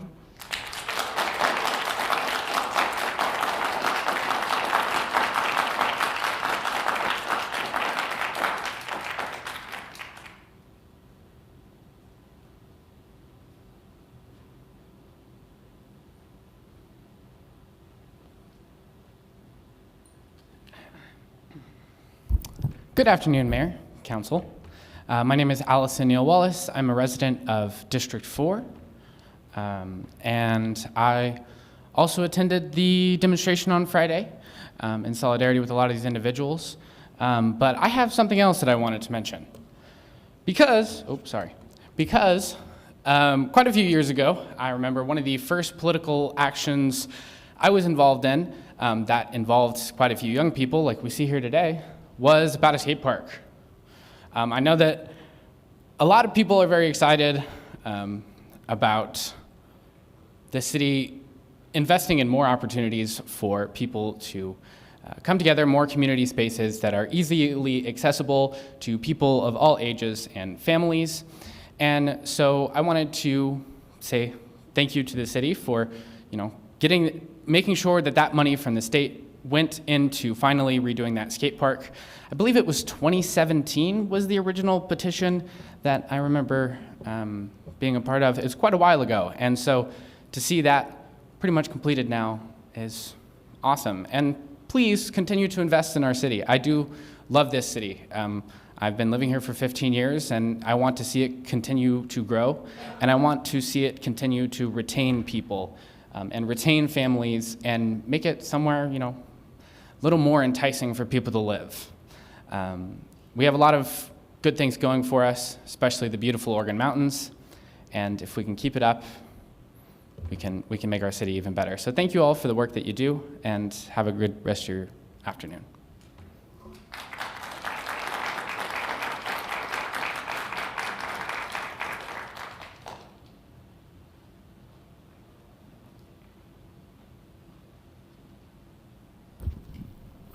Hello, City Council. My name is Gwen Stacy, and I would like to speak about the events that happened on the protest at Friday. especially in the sense that after learning and seeing the actual posted rifles, and as well as hearing about a potential that there were just cops in the library, I had to leave. Because I'm a person that, for various reasons, can't afford to get arrested. And I would say that the reasons that they give do not sound like they were meant to protect us, because that means to ignore the greater context of the national situation in terms of ICE protests. I would say clearly they were expecting us to become a riot based on unfounded speculation in comparison to what's currently happening in LA, even though those are completely different circumstances in a different city. And I felt terrible leaving early that day because I went around waiting for my friends to die. That's how it felt. And I also just want to point out that what ICE is doing is blatantly illegal and unconstitutional because they have been documented as deporting and then hand-waving it that they have deported US citizens. And they say, oh, well, we don't know where they are anymore. We should all be united in opposing them having a massive overreach of power, and that they are very much akin to something like a Schutzstaffel, or an SS, or a secret police. And so, to Jeremy Story and all police, I oppose this. If the federal government starts doing something like, say, making it being illegal to be transgender, will they actually protect their communities? Or will they be like so many at the Nuremberg trials saying they were just following orders? Thank you.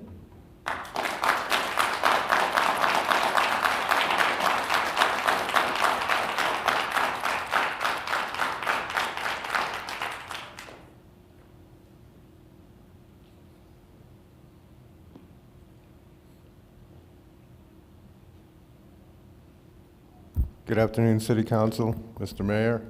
Richard Barella, AKA Richard Navarez -Barella.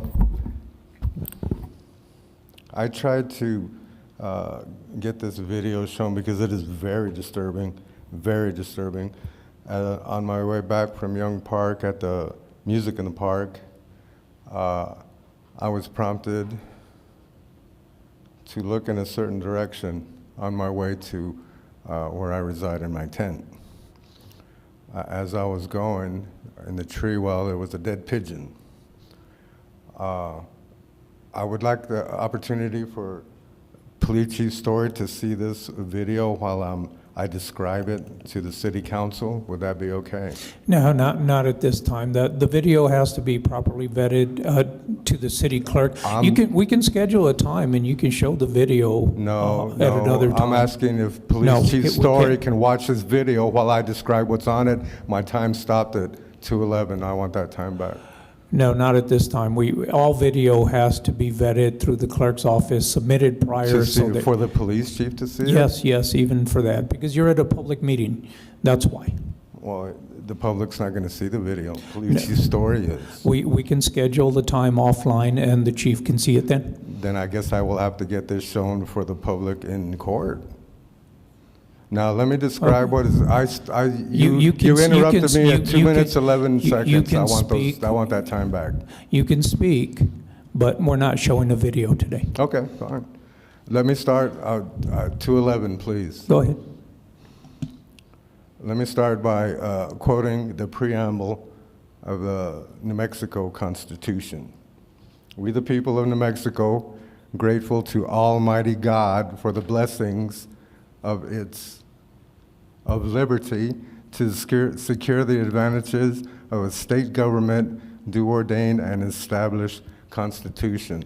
That is the state constitution, which recognizes, which is basically legislative intent, recognizes Almighty God. So I say, as agent to Almighty God, you have a king already. New Mexico does, and so does the United States, endowed by our Creator. I wanted to show a video of an attack, basically a warning, a death threat. As I said, I came up to the tree well at a certain spot in Young Park, and this is during the the music festival, the music in the park, right by the children's playground on the west side playground. I look over there because I was going to pick it up and throw it away. I see some paper over there, and I also see it's being held down by a cinder block brick. I'm like, how fortunate, because it was windy. I go over there, take the cinder block brick off, uncover, the paper started flying, and there was paper plates and a paper on there, and a piece of cardboard.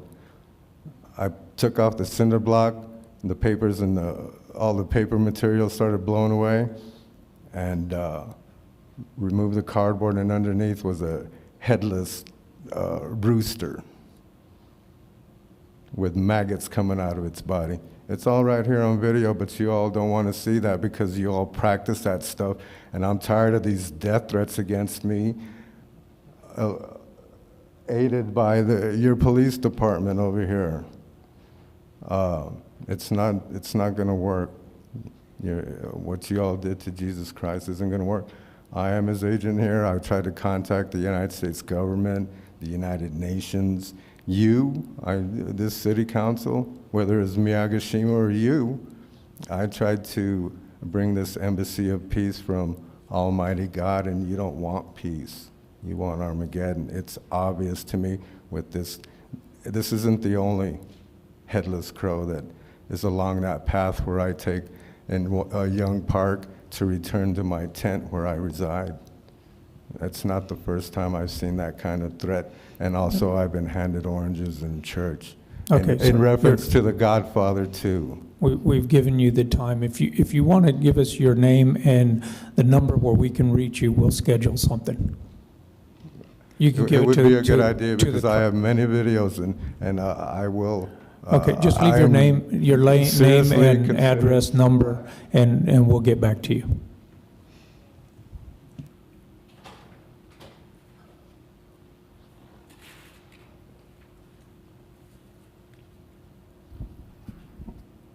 Hello, Mayor, City Council. My name is Fred Miller. I'm a resident of District 4, and I just wanted to address that notion that no one should have seen those SWAT snipers.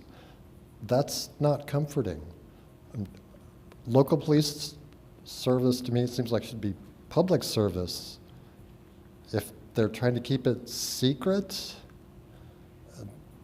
they're not supposed to be secret service, but public. It doesn't help to think that they might be there still, or in other places, other times in town. Are they surveilling us without our awareness? Are they operating in secret? That no one should have seen them? That bothers me. Thank you.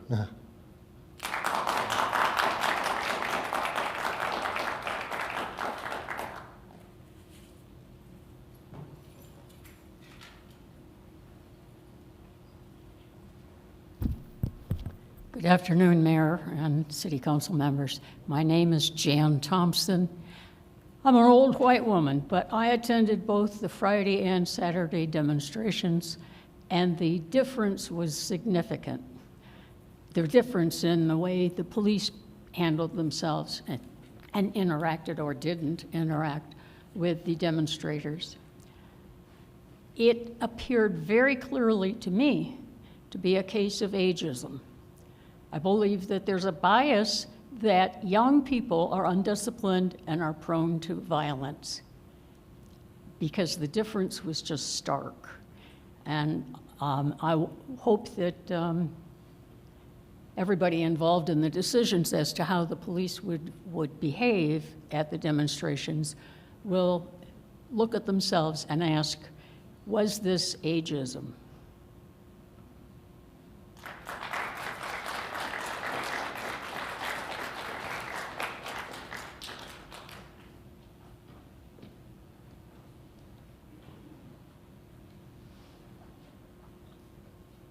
My name's Jim Hurst.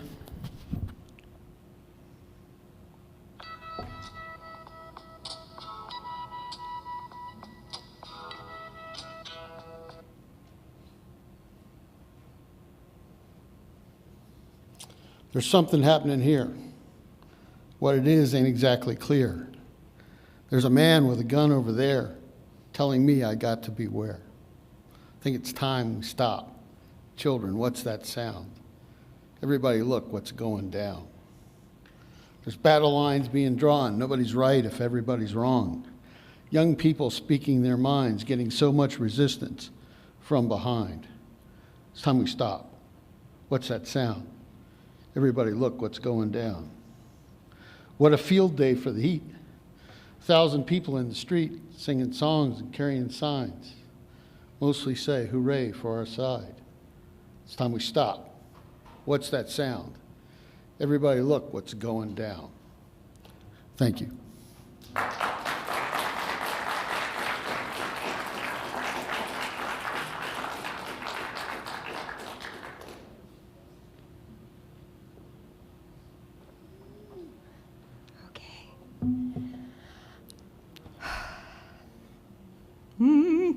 Okay. Hello, my name is Jessica N. Jimenez. I am honored to say that I am from Doñana, and my family has been there for many generations. Growing up, I went to Doñana Elementary, and some of the first things I learned were the Pledge of Allegiance, the character counts, and how to be aware of others in the room. I remember starting to learn the Pledge of Allegiance and not understanding why we were doing it, but understanding that it was something of significance.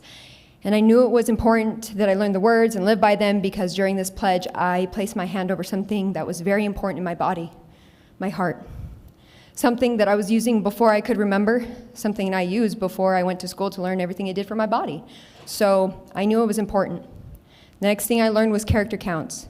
Character counts, if we don't remember, are the 6 pillars, and they're like core ethic values. They're identified by the nonpartisan secular group of Youth Development Expertise in 1992. They're just core values that transcend culture, religion, and socioeconomic differences, which means everybody can do it. It's trustworthiness, where they teach us, it's important to be honest and do what you say you'll do and keep your promises. Respect, be accepting of differences, be courteous of others, deal peacefully with disagreements, be considerate of others' feelings. Responsibility, do what you're supposed to do, be self-disciplined, think before you act, be accountable for your words, actions, and attitudes.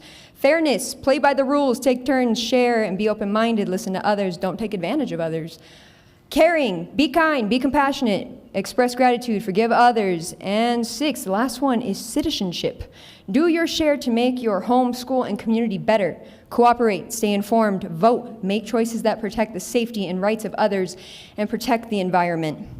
As a former Doñana Elementary School Character Counts Award recipient in 2nd grade, I took it very seriously, and I still do to this day.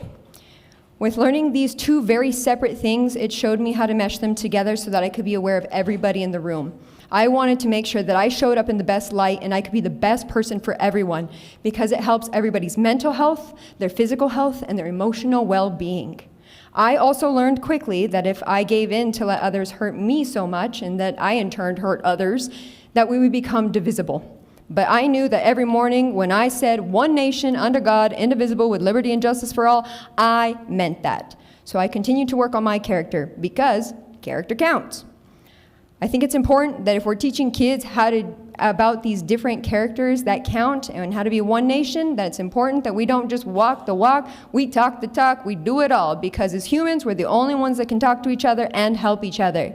What's happening right now in the world are not the core values we learned as children. I don't know most of you, but I look around the room and I know that you're all deserving of a beautiful life. You deserve life without having to prove that you are worthy. You're already worthy because you simply exist, which is a miracle in itself.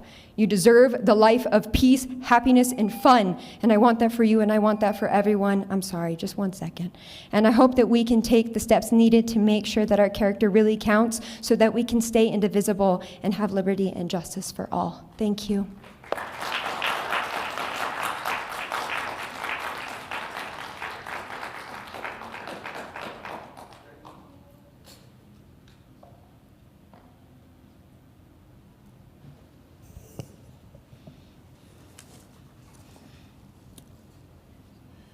Next, we'll go to the acceptance of agenda.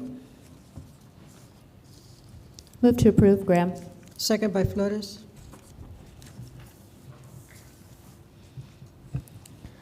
This is on the motion to accept the agenda as presented. Counselor McClure is absent. Counselor Matisse? Yes. Counselor Graham? Yes. Counselor Cran? Yes. Counselor Flores? Yes. Counselor Bencomo is absent, and Mayor. Yes.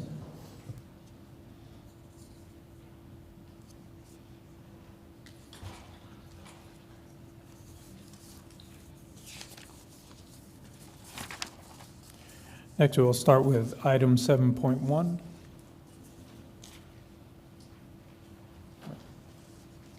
Resolution number 25-150. Move to approve.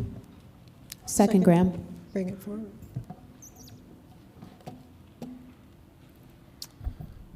Good afternoon, Mayor, Councilors, City staff. My name is Donnie Procise. I'm the Purchasing Supervisor. For the record, I wanted to introduce Enedelia Vitola. She's a buyer that was hired and joined our team earlier this year, and this will be her first presentation to Council. Good afternoon. Good afternoon, Mayor, Councilors, and City staff. My name is Enedelia Vitolas, Buyer 1 with the Purchasing Program. Before you today is a resolution authorizing the city to enter into an agreement for work uniform, shoes, and related items. Several departments within the city of Las Cruces provide their employees with work uniforms pursuant to City Managers Policy 1.7, Uniform Policy, and United Steelworkers Union contract. The city's annual expenditure for work uniforms applies to both blue-collar and white-collar workers. To minimize cost, it is the best interest of the city to standardize the uniform style and quality to distinctly identify employees as representatives of the city in the performance of their duties. Las Cruces Municipal Court authorizes the city to utilize contracts, from other entities. Utilization of these contracts allows for efficient and cost-effective procurement of goods and services to meet the city's operational needs. Bazaar Uniforms and Men's Stores, LLC of El Paso, Texas, provides reduced pricing based on ESC Region 19, contract number 24-7504, for a term through October 31st of 2029. The city wishes to utilize this contract to purchase work uniform, shoes, and related items at a discount rate. The city agreement expenditure go beyond the $100,000 threshold, requiring City Council's approval. This resolution requests approval from City Council to set an annual not to exceed purchasing amount of $200,000, subject to budget appropriation. Before you are your options, and I will stand for questions. All right, thank you, Enedelia, and welcome to the city. Do we have any questions by anyone? Thank you. Seeing none. Christine? This is on the motion to approve Resolution 25-150. Counselor McClure is absent. Counselor Matisse? Yes. Counselor Graham? Yes. Counselor Cran? Yes. Counselor Flores? Yes. Counselor Bencomo? Yes. Mayor? Yes.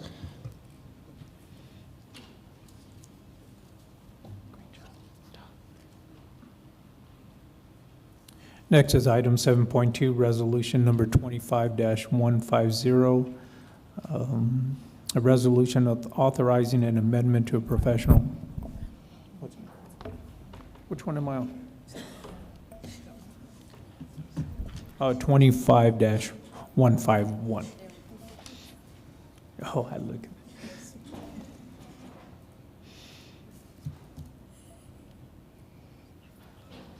Move to approve.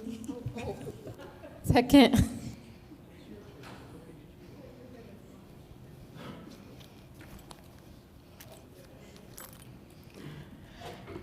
Good afternoon, mayors, councilor. My name is Virginia Varela, Buyer 2 with the Purchasing Program.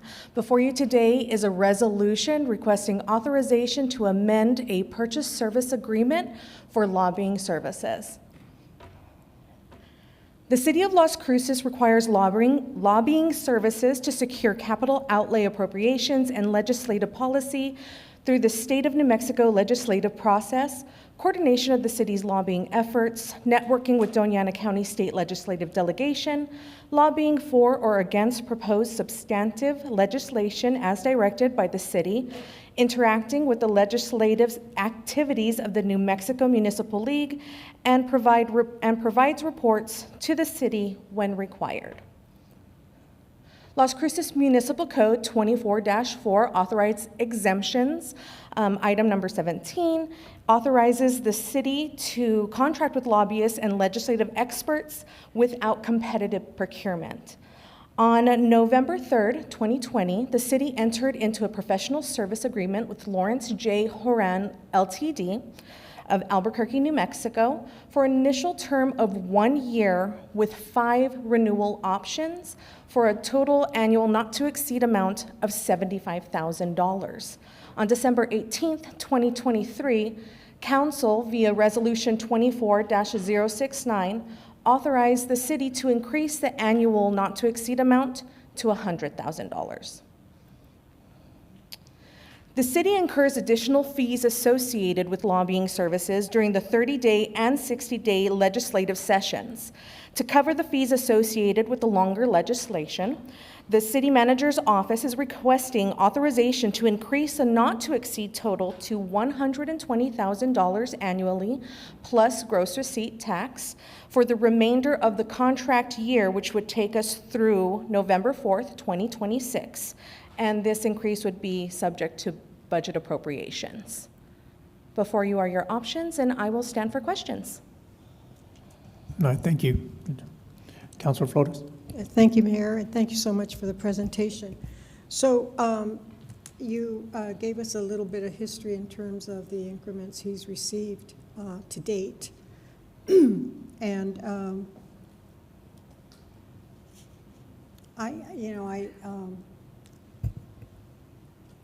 I'd like to know why we're looking at another increase at this point, and the report when required, who establishes when required? Is it our in-house auditor? Is it the city council? Is it the city manager? Is it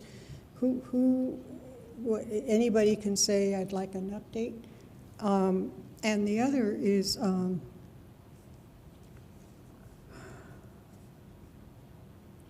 the plus applicable tax subject to approved budget appropriations.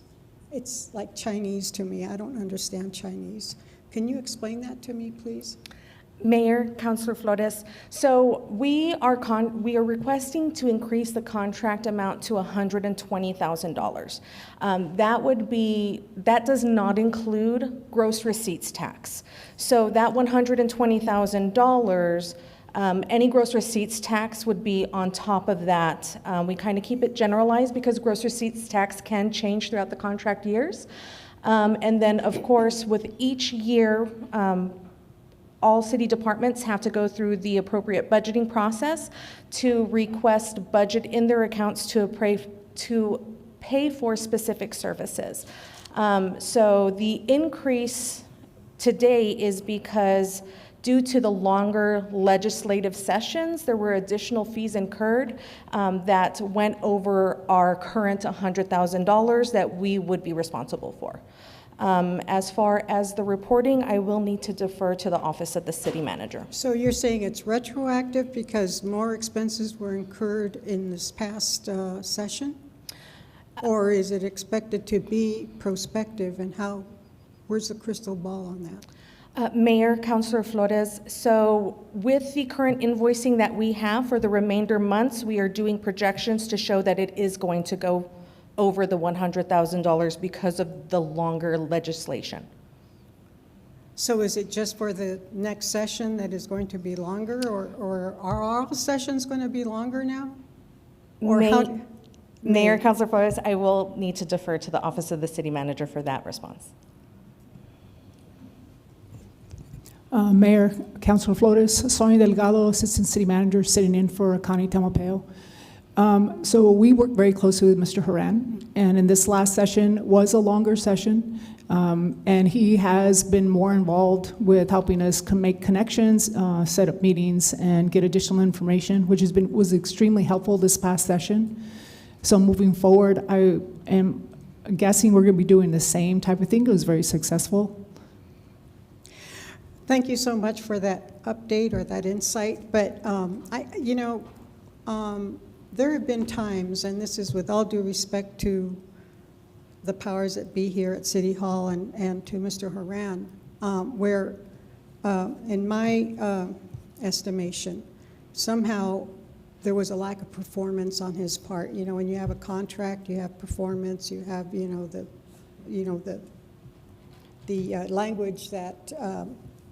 language that defines performance.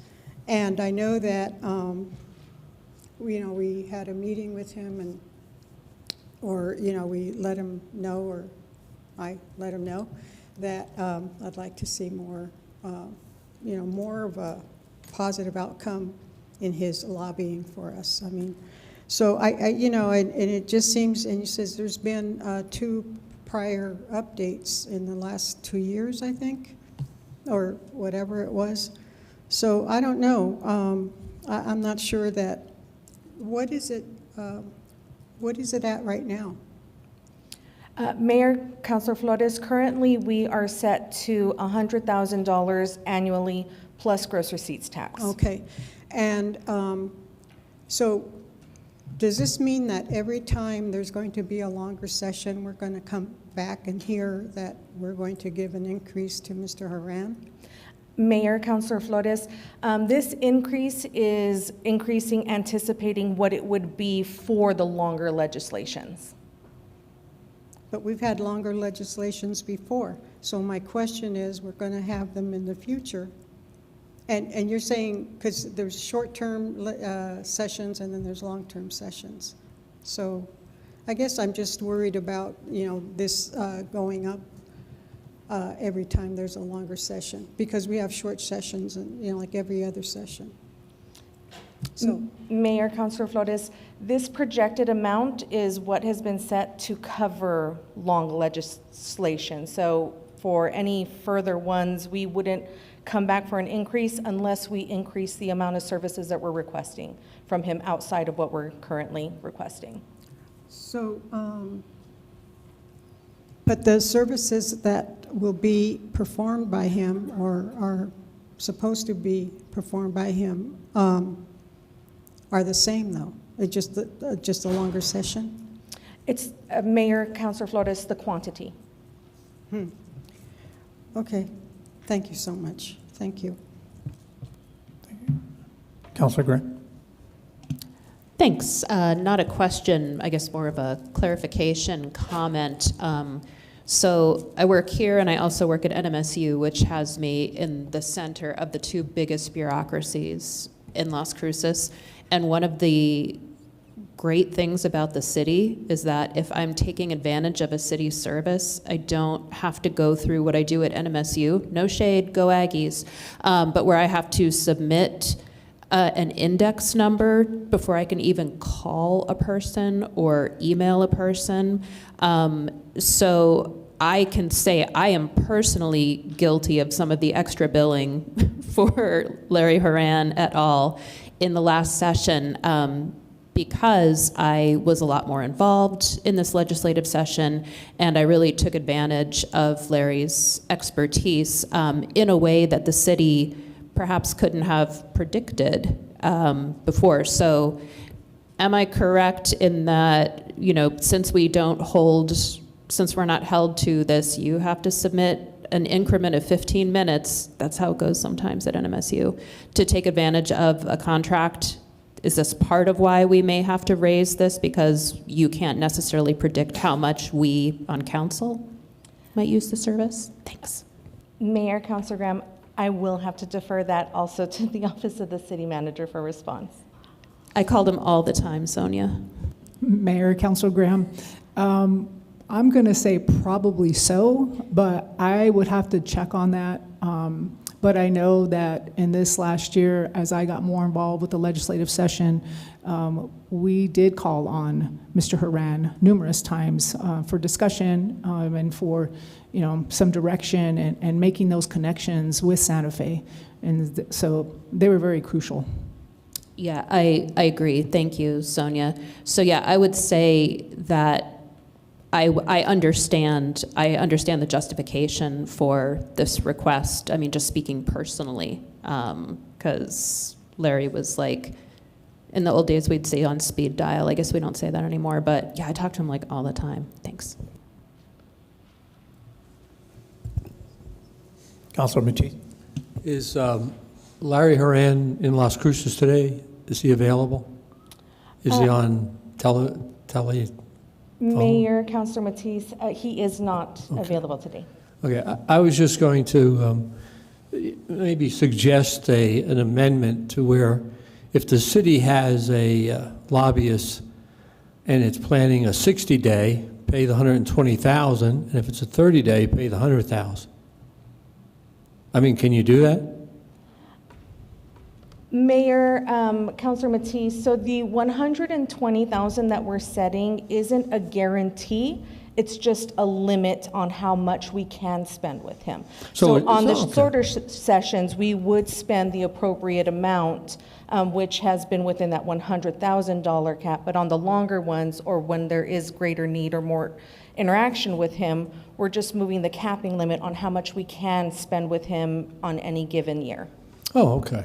That's probably more accountable. In other words, if you go to the 60-day, you might exceed the 100,000. Yes, sir. Okay. Thank you. Councilor Corinne.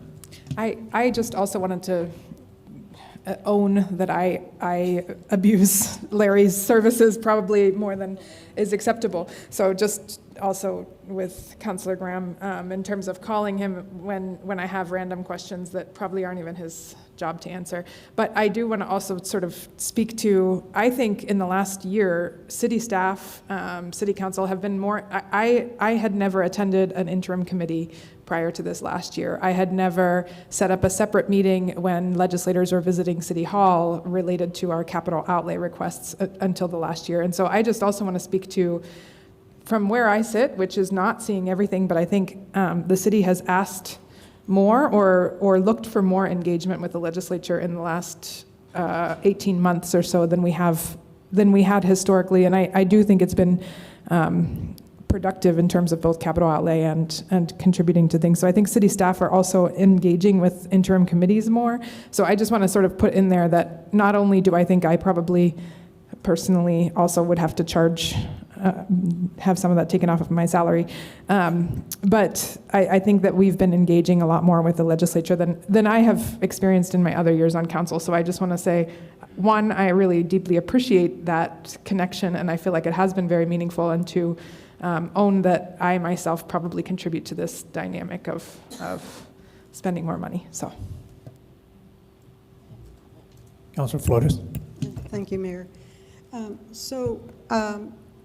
The caption that we have here is that the annual increase is not to exceed the total to $120,000 through November 4, 2026. So is it just for the next session, next year's?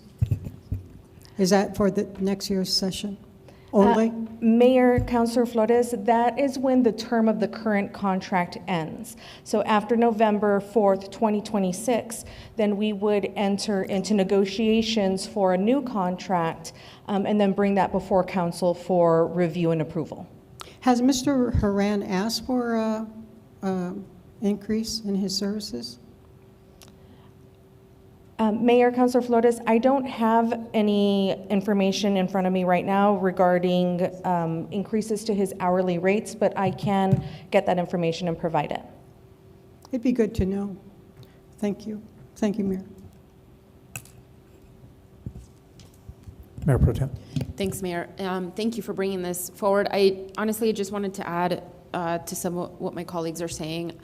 I also call Larry quite a bit during the session, outside of the session. I think I also just from what I hear from legislators and other folks in the Roundhouse, Larry is a great lobbyist for the city of Las Cruces, and I think I'm very grateful for his services. I ultimately think there's lots of discussions we can have about lobbying and the makeup of the legislature and all of these things that are kind of out of the control of the city council. And so I want to make sure that when we are not there present every day for 60 days or every day for 30 days or during special legislative sessions, I know that someone will be there speaking on our behalf. And so I think that this contract is important, and I think our relationship with Larry is important, and the relationships that he carries for the city of Las Cruces and the Roundhouse. But Sonia, I must admit that I probably also add to the tally of that invoice, so thank you.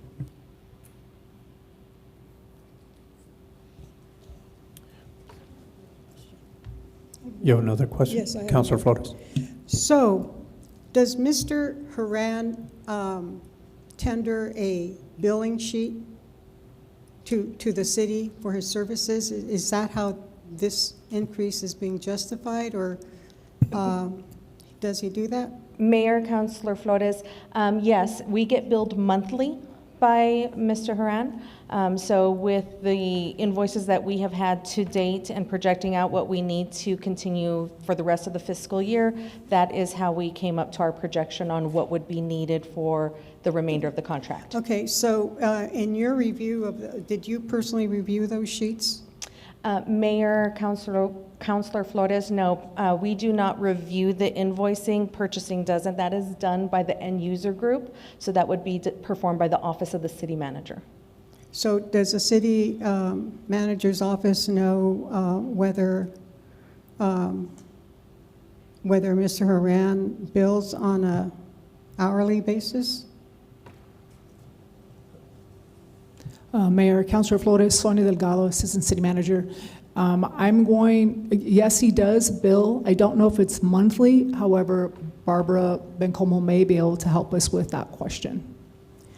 So, Ms. Bencomo, by that I mean, attorneys, which I am. I belong to that group of sharks. I know that we can be on the phone for 1 minute, and we bill in increments of 0.6 of an hour. So I just want to know how he bills. I mean, I don't know. I mean, that's how we do it in California. I don't know about other lawyers in other parts of the country or the world. But I'm just, wondering, because this is only going to be through the 26th, which is next year. And then every year it comes back with more and more. So anyway, so that's my background on that. Mayor, Councilor Flores, Barbara Bencomo for the record. So just a few points of information. The contract that was negotiated that we spoke about that took the not to exceed amount to $100,000 overlooked the fact that there would be a long session coming up this year, a 60-day session versus a 30-day session of the legislature. And therefore, the fees associated with that longer session, with 60 days, took us over the $100,000 amount. The invoices that are received on a monthly basis are not on a 15-minute increment or even an hourly increment. They are itemized list of what was accomplished during that month for the monthly contractual amount that we pay Mr. Haran. Mr. Haran has not asked for an increase, but we discovered that through the billing for this 60-day session that we were short a few, and I think it's under $3,000 that we're short, that we're going to go over the $100,000 level, but we just decided for prudence to set it at $120,000 depending on any other services that we might require through the 2026 timeframe of the contract. So there's not been an increase requested by Mr. Haran. It was that we set the not to exceed amount somewhat short at $100,000 during the last contracted negotiations. So it seems to me that the billing is somewhat, it's not uniform. It's not, I mean, you look at it and then you determine that the certain thing that he did has a certain value, or does he bill on an hourly basis, or is it a substantive outcome basis? Mayor and Councilor Flores, he does not bill on an hourly basis. There's a monthly contractual amount that we pay him, and then he itemizes all the meetings he had, all the legislation he's drafted, all the advocacy activities that he's done on our behalf, but they're not itemized in any kind of hourly increments. It's really a list of the accomplishments during the month on our behalf as our legislative lobbyist. Okay, and I'm asking all these questions because I'm just wondering what, how it's quantified and how it's done, and maybe because of the way I build, it's so different, so it's very foreign to me, and it wouldn't fly with the State Bar of California, but I guess it would fly here. Thank you. Okay, seeing no other questions. Christine? Is there an opportunity for public comment? Yes, we can allow, if someone in the public would like to speak. You have 2 minutes.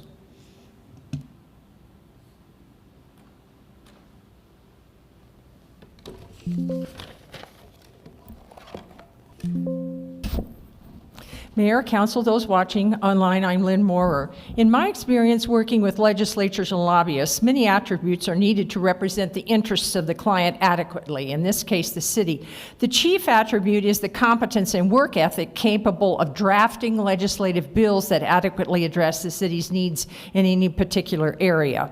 I was surprised at the lobbyist's presentation and comments early this year. There didn't seem to be any bill he had drafted on behalf of the city that he was working to have adopted. The priorities outlined were very general, and the key positions on any particular issue were not identifiable. For example, a priority related to IPRA was mentioned, but one couldn't glean from his comments what the city's priorities regarding IPRA were specifically. The gist of his report was that he basically just waits around to see what other parties, the governor, legislators, or lobbyists come up with and then reacts to them. I know no other municipality of Las Cruces' size or larger that is satisfied with such a hands-off, laid-back approach in its lobbying efforts with the state's legislature. This approach almost invariably leads to nothing or nothing much being accomplished on the city's behalf during a legislative session. And because New Mexico's legislative sessions are so short, the limited time available must be used to its fullest potential, and a proactive approach needs to drive representation of the city's interests. With very specific goals that need to be proactively drafted, that is the foundation of the city's lobbyist efforts. It's hard to see how the city is receiving sufficient value for its money in the proposed $120,000 contract it's considering for this lobbyist if there aren't very specific goals, including drafted legislation. Therefore, I recommend that the list of services spelled out in the contract at Exhibit A include a provision for working with city representatives in drafting legislative bills, and then work for their adoption. And before any decision is made regarding this contract, serious consideration needs to be given to whether this lobbyist has the necessary skills and experience to draft legislative bills. Thank you for this opportunity to speak.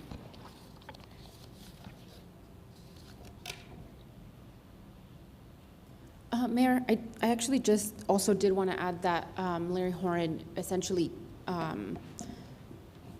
carried the essential services legislation that was successful this last legislative session.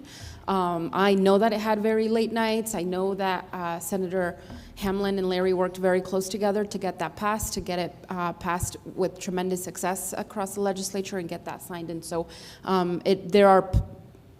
thank you for expressing your opinion, but I wholeheartely disagree that it's been unsuccessful. It's actually been quite the opposite, including every single year having received more and more money in federal and capital outlay funds. So just wanted to clarify a couple of things.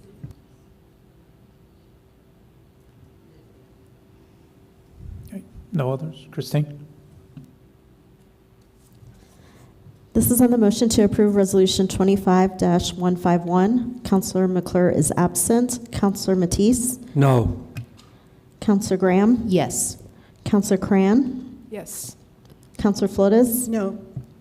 Counselor Bencomo? Yes. Mayor? Yes. Motion passes.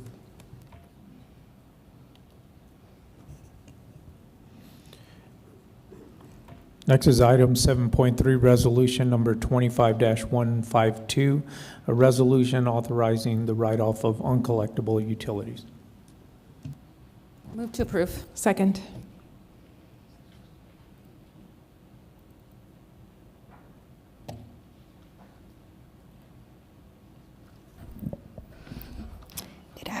Excuse me. Good afternoon, Mayor, Council, and City staff. Laura Hoguin, Assistant Director of Finance and Interim Treasurer. The resolution before you today is for accounts receivable write-offs for utility accounts, general billing accounts, accounts receivable bad checks, and library accounts from fiscal year 2019. New Mexico State Statute 3-37-7 allows for the governing body of the municipality by resolution to remove uncollectible utility accounts or unsecured accounts from the list of accounts receivable. Excuse me. The uncollectible period is for more than 4 years. The write-off of accounts and receivables do not affect revenue or expenses for the city. This action will reduce the accounts receivables on the city's financial statements. The city can continue to collect on the amount that is written off. The New Mexico Constitution, Article 9, does not allow a municipality the ability to extinguish debt. The accounts receivables to write off are as follows: utility accounts of $146,794, general billing $7,289, accounts receivable bad checks $94,650, library $32,522 for a total of $281,255. The accounts receivable bad checks amount has been recorded since June 30th, 2011, and each fiscal year after. The request amount of accounts receivable write-off for utility accounts is 0.21% of the annual billing. The average percentage of accounts receivable write-offs for the past 5 years is 0.28%. General billing for fiscal year 29 is 0.04% of annual billing. The 5-year average of the write-offs for general billing is 0.13%. The graph shows the type of charges for general billing accounts receivable write-offs. 35% of the total type of charges is for nuisance abatement for one account of approximately $2,500. Library accounts receivable write-off table is providing the value of charges, the number of patrons, and the total amount of all charges. Before you are your options, and I stand for questions. Councilor Curran. Thank you. Thank you. We've been through this before, and I remember when we first started doing it and we got it all together, and it was like a really different conversation. So thank you for bringing it back and keeping on it in this time period. I think these are presented in different ways, and I appreciate and understand what is happening here. I want to know who the $94,000 person is. It's interesting that other folks' individual names and addresses are included, but in this one it doesn't. It uses a rather opaque reference, and I that's the biggest one. You said it's been around since 2011. It sounds like someone we should make a note of and maybe consider not doing business with. I think we make people pay their bills, their utility bills, when they come to get service again. I would love for us to know here, if we can, who that person is, who that entity is. I suspect it's a corporation. Most of the biggest debts are companies. I would like to point out. I'm just kind of curious if you'd be willing to share. Mayor, Councilor Curran. So I am fairly new to the city of Las Cruces. I've been here just almost a year. And so I had staff do some research, and what we discovered is the accounts receivable for the bad checks, the $94,000 that you're speaking to, goes back to June 30th of 2011, and the city has had used a vendor in the past called eCheck Inc., who was to assist with the collection of returned checks. The amount has been carried forward each fiscal year, so my understanding is that whenever the city received any return checks, whether for closed accounts, no account, insufficient funds, it was going into this accounts receivable for bad checks, and we had a collection company that was assisting for it, and that is the balance that has been sitting there and been carried forward each fiscal year. So it's a collection company? That's on the collection list, or am I understanding this correctly? Mayor and Councilor Karan, from my understanding, what we see in Munis, it's listed as an e-check because that information was sent to this collection company. So it's possible that this is a summary of a whole bunch of other collections that went into Yes, that? ma'am. Okay. Yeah, it was one company, it sounds like, but, okay. Thank you for doing the research. Weird. It was weird to see this here among these things, and I just hope that we can always make note when someone's doing bad business. And I would say there are a bunch of LLCs I noticed, nuisance abatement, unpaid bills. So I would again ask that as we have these in our books, that we make sure that we look at what kind of contracts we set up in the future. And I was just worried that it was someone we were still doing business with that submitted a bad check. So thank you for answering that. That's all I have. Thank you. Councilor Flores. Thank you. Thank you for your presentation. So what is the advantage of writing this off? Does the city get a tax benefit out of it? All this money is outstanding, and I guess it's costing more to try to recover that money, or why would you want to get rid of that debt? Just write it off.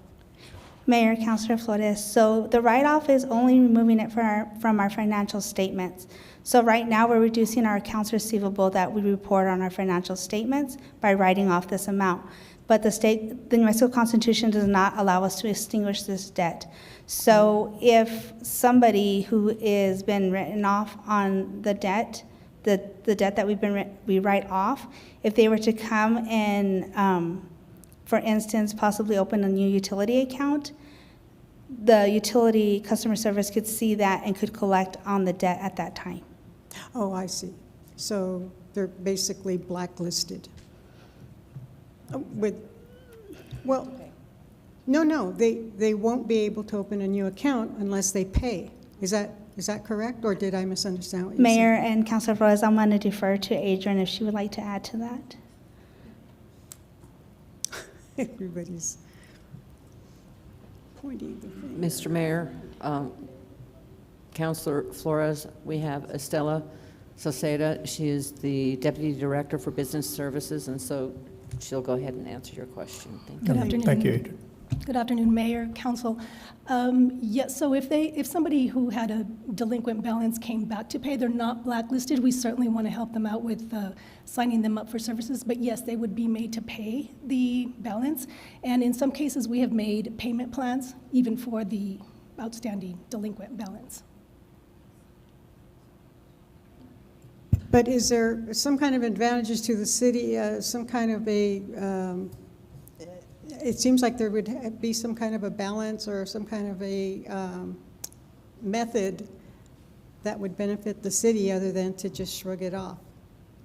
And if that entity comes back and they're able to pay it at a later date, I'm just trying, what if they never come back? It looks like they haven't come back in a long time because it's really, the number's gone up.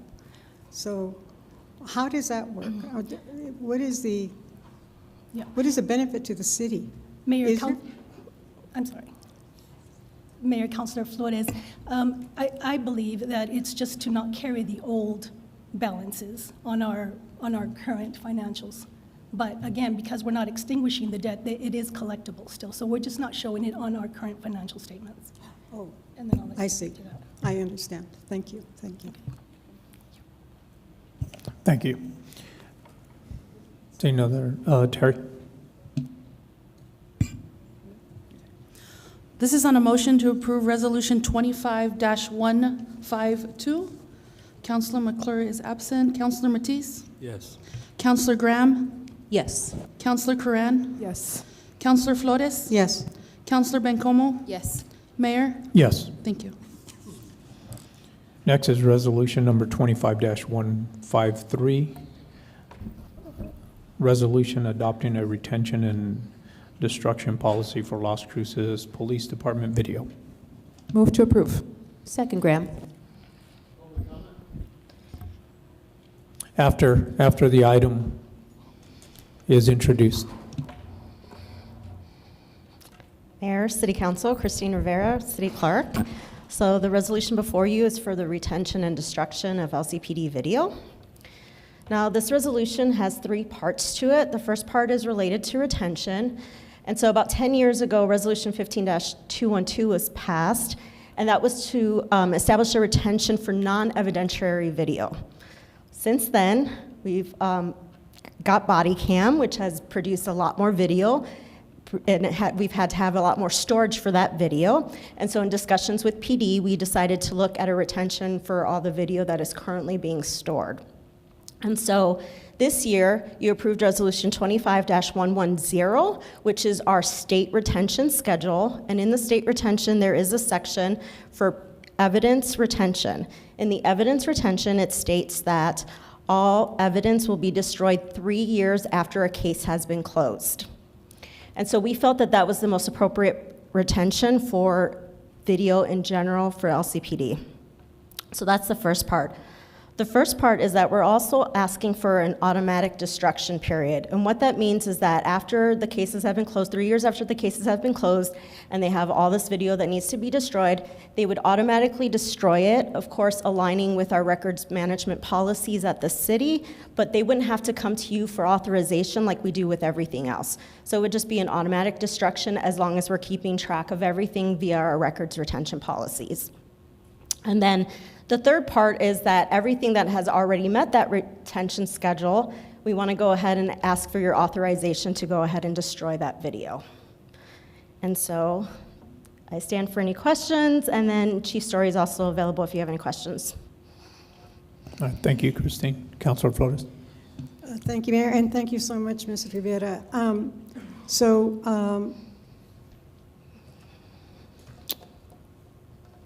What if some evidence comes up after 3 years or whatever the date of, I guess it's like almost like an expungement. It's almost like pretending it never happened.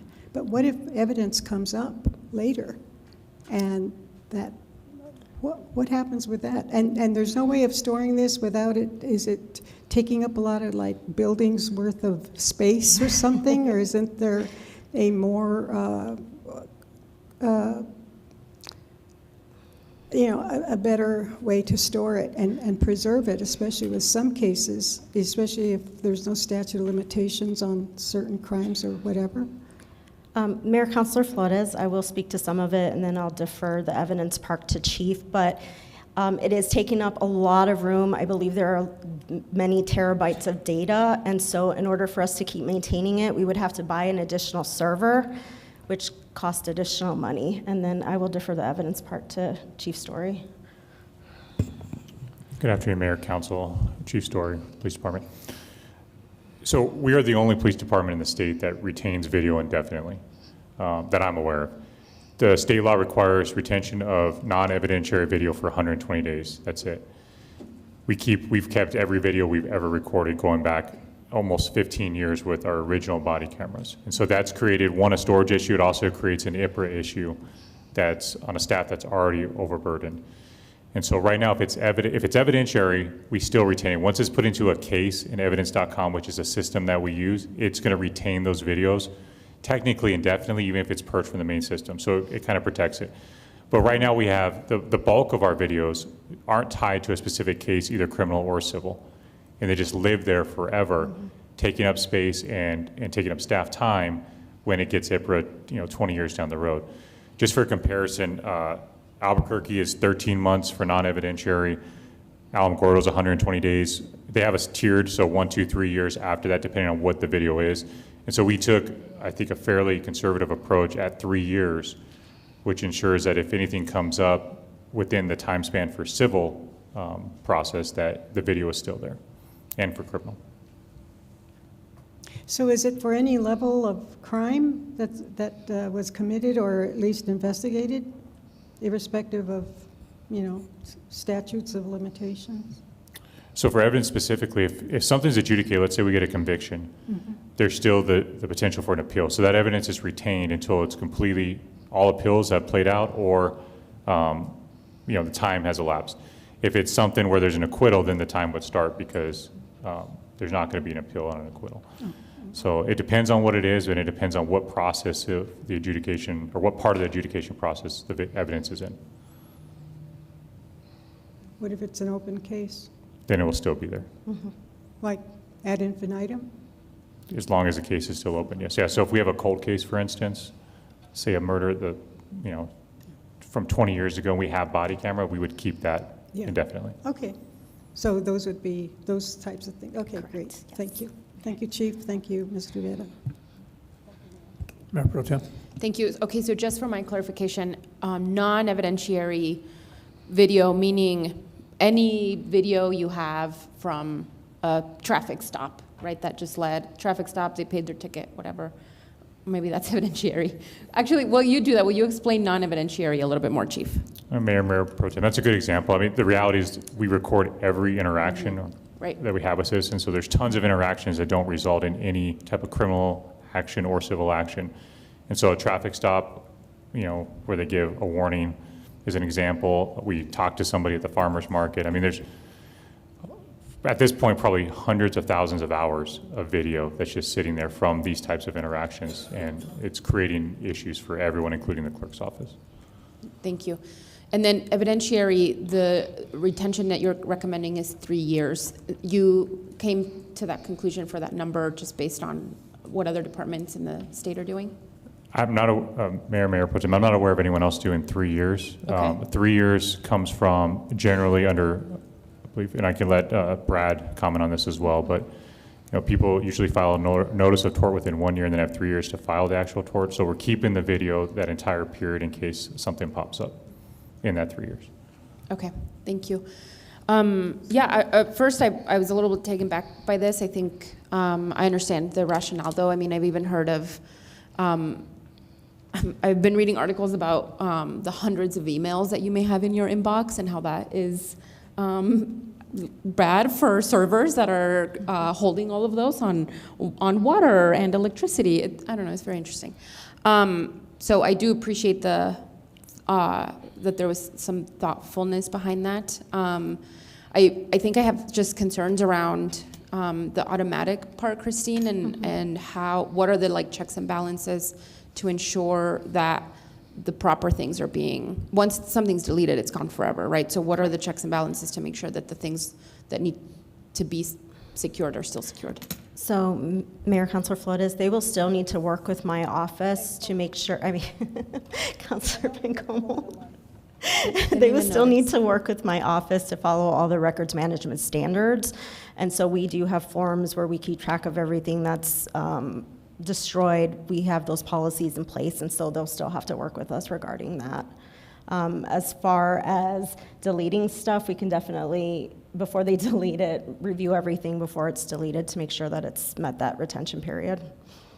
Is there any chance the OIR folks were consulted? Mayor, Councilor Bencomo, no, but I believe they only do closed cases, correct? Mayor Pro Tem, that would be outside the contract. I'm not Yeah. opposed to that, but that'd be outside technically the contract. Thanks. Thank you. Councilor Curran. I know there's public comment. I also wanted to just sort of talk a little bit about, I think that this is an attempt to get at something that's actually a much bigger problem. This is like a tiny step in the direction, right? Because my understanding is that there is also, it's very difficult to index this information, and so to review any request for information, individual people have to watch videos. It's extraordinarily time-consuming and full of information that we don't want. So everyone it has to be deeply redacted, it has to be very carefully curated, and there's a lot of sensitive information as well, which I think every year that technology changes ahead of us, and the longer we keep stuff sitting around, just like our old emails that we have, a 3-letter password for, we're putting ourselves at risk. I think having additional data that we sort of just, that's dated, that could be used for potentially bad purposes, I suspect. So for me, I think about data security as well, and where the information can go in the worst situations. In addition, it sounds like you've really thought through what the evidentiary requirements are. So to me, I feel like I think about the data that exists, sort of as Mayor Pro Tem mentioned, and I know that it is expensive, both in terms of actually keeping track of the data and the potential risk it presents to have all of that and increasingly dated versions of what exists, which is, I think, how technology goes. So I just wanted to sort of clarify also that there's a bigger problem here that this is indicating, right? Related to how we collect and manage body cam video. What many public information requests that come in are often, and I mean, I think I've experienced this in my own sort of creepy stalker situations. Many are not related to actual events other than just stalking people. Not to say that that's a universal thing, but it happens. So I just have a keen awareness of all the vulnerabilities that we have and the problems that we're creating by having more data all the time. And so I appreciate you trying to take a small bite out of what is, I think, a big and ever-growing problem. So thank you, both.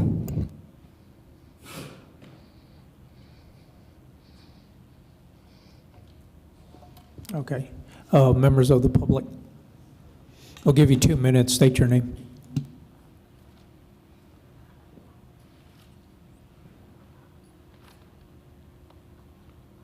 My name's Jim Hurst. I realize how complicated this problem is.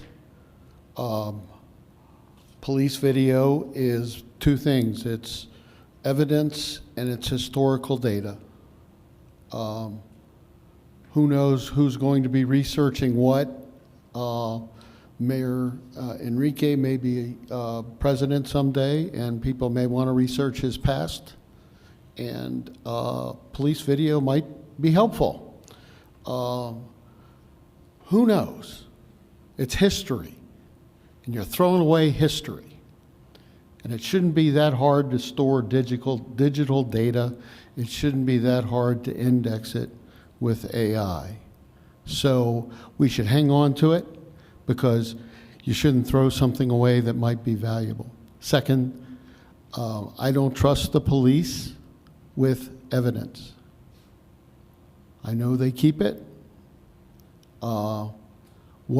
Their trash can should never be emptied. We should always know what they threw away. So consider those two things. Thank you very much.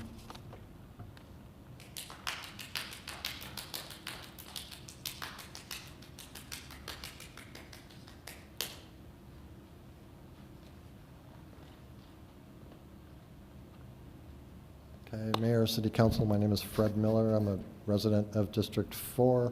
The flip side of this is that a lot of people are concerned about police departments holding on to data that they never should have had in the first place. If this is just random videos of traffic stops, or potentially, there was a time when we had traffic cameras on streetlights and stuff like that. A lot of that is stuff that they should be getting rid of. They should be destroying. They shouldn't be allowed to hold on to for indefinitely. So there's two sides to that. Thank you.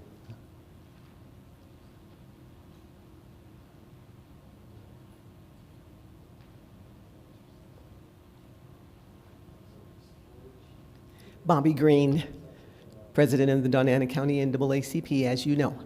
I have been an IS professor for the past 25 plus years.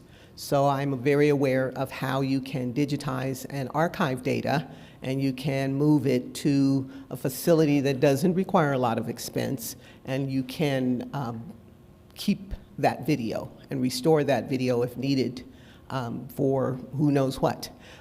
You should be concerned about what's considered spoliation, which is the destruction of evidence that might be needed later on, and that could incur some legal issues for the city of Las Cruces. So keep that in mind as you're making your decision, because the other thing is who makes the decisions about when we don't know how long cases are going to be open.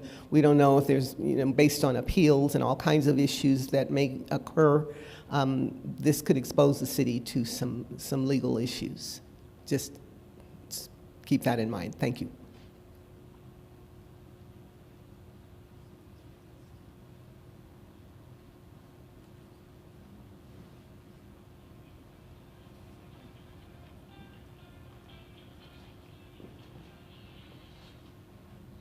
Mr. Mayor, City Council, Richard Barella. I am opposed to this resolution. Quite recently, Saturday, as a matter of fact, there is a non-evidence police video that culminates in me being trespassed from the Aquatic Regional Center forever.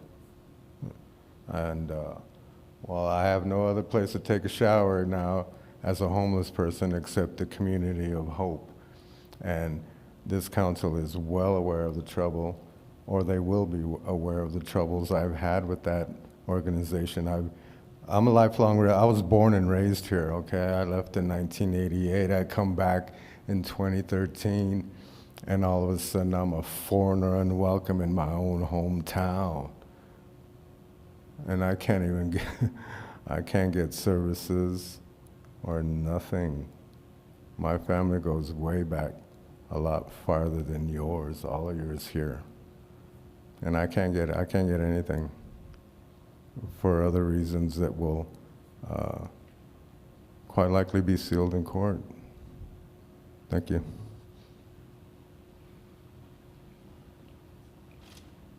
Mayor, I have a question for Brad, actually, if you don't mind. Just because Dr. Green, I just want to make sure I reiterate this, that we are talking that a case that is not closed, that data is not going to be deleted.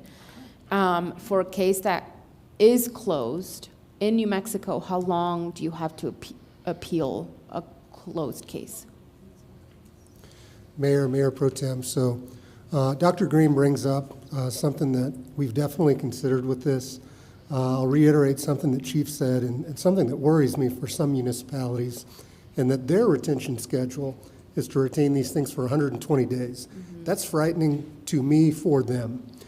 Let's see if I can do this off the top of my head. So under the New Mexico Tort Claims Act, generally you have a 2-year statute of limitations. And there is a 90-day period where you have to put the municipality on notice that you're going to sue. I get those tort claim notices, and they usually, whether they do or not, but usually they contain a notice of preservation, and we immediately preserve all of that. Whether they file suit or not, we'll go ahead and preserve that. Under the New Mexico Civil Rights Act, there's actually a 3-year statute of limitations, but there is no notice requirement. So that 3-year period would protect the city from like a spoliation claim, for instance. And then under 1983, generally there's a 2-year statute of limitations. And so the way I understand this is that that would be a 3-year period from the time that a case is closed. So it's not just 3 years and then we're done. And so I think that that does assuage some of the concerns mentioned with regard to spoliation. But those municipalities, not my problem, not your problem, but the ones that have a 120-day preservation period, I'm nervous for them. I'm not as concerned about this measure. And you're talking 120 days on evidentiary videos? I believe that that's what state law requires, and so that's the bare minimum. Okay. Yes, but my understanding is that for this, it would be 3 years for non-evidentiary videos, or I guess this is videos. And then with regard to other cases, so pending criminal cases, pending civil cases, 3 years from the date that those cases are closed, meaning that all appellate remedies have been exhausted, and so on and so forth. Thank you, Brad. All right, thank you. Terry? This is on a motion to approve Resolution 25-153. Counselor McClure is absent. Counselor Matisse? Yes. Counselor Graham? Yes.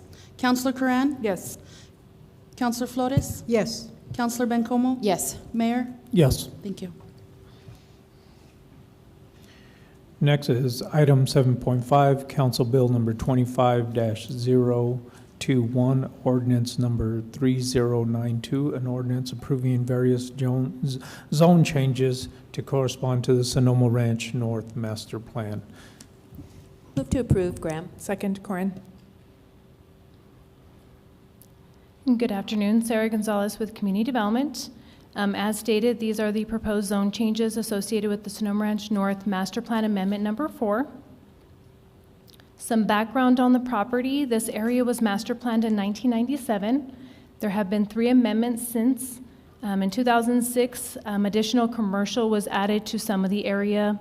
In 2009, 2 parcels were modified from single-family residential to create essentially the flood control parcel and the parkland that was designated.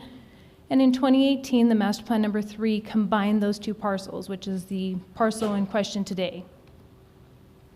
The property is located on the east side of Sonoma Ranch Boulevard, south of Northrise Drive. The entire master plan encompasses 275 acres, but a lot of it has already been developed.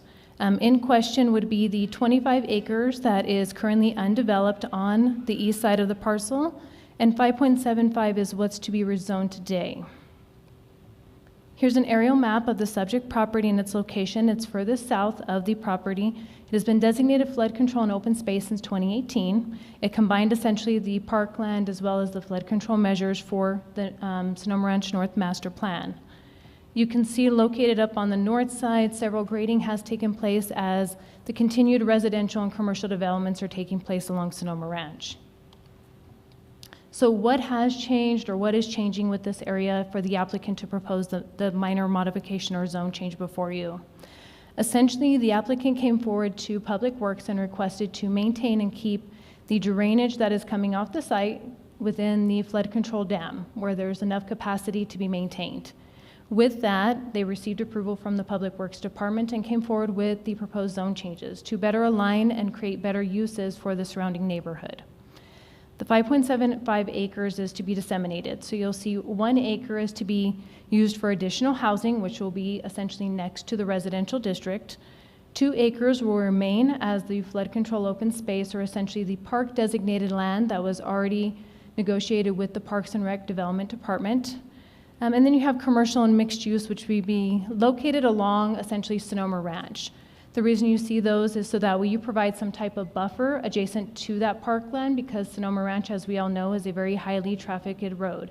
And so you create those 3 phases essentially where it allows for commercial to still take place. So you have your services for the residents, you have the parkland that's now buffered, and then it leads into your single family residential.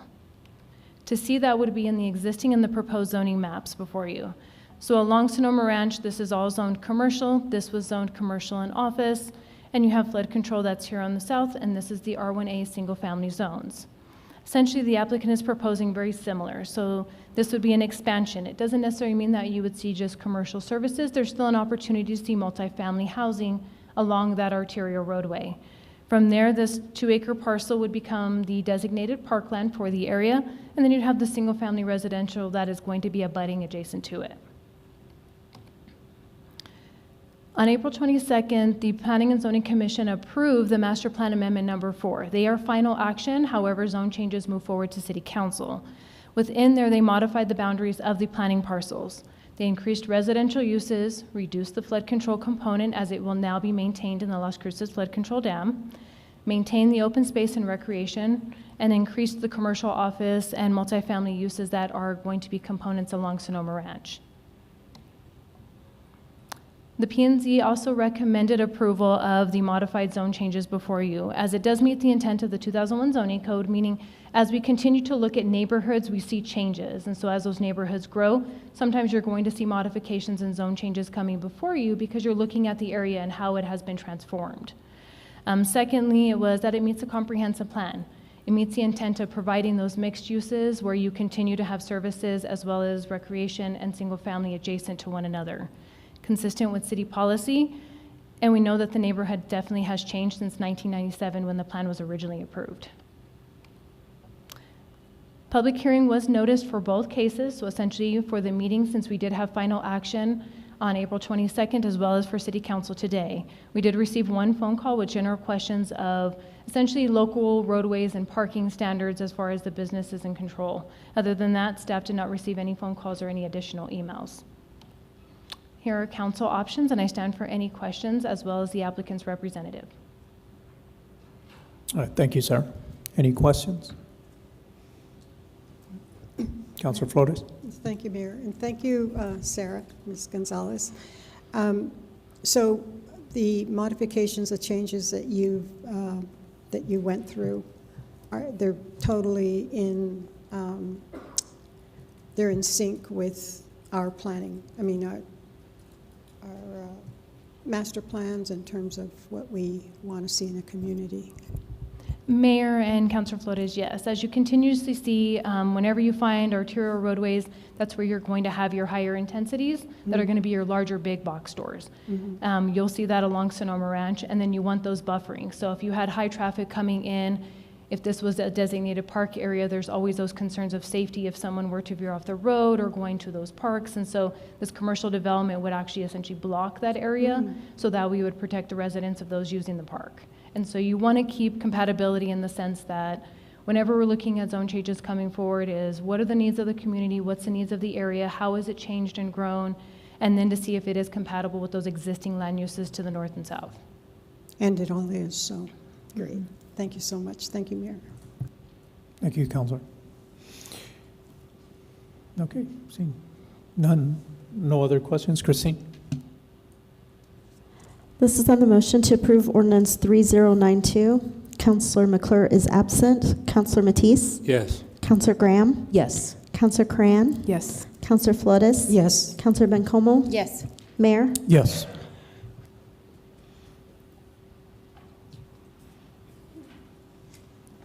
Next is board appointments. There are none. Notice of proposed ordinances, none.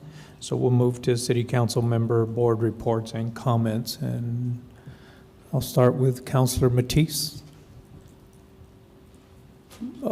Comments? None. Councilor Graham?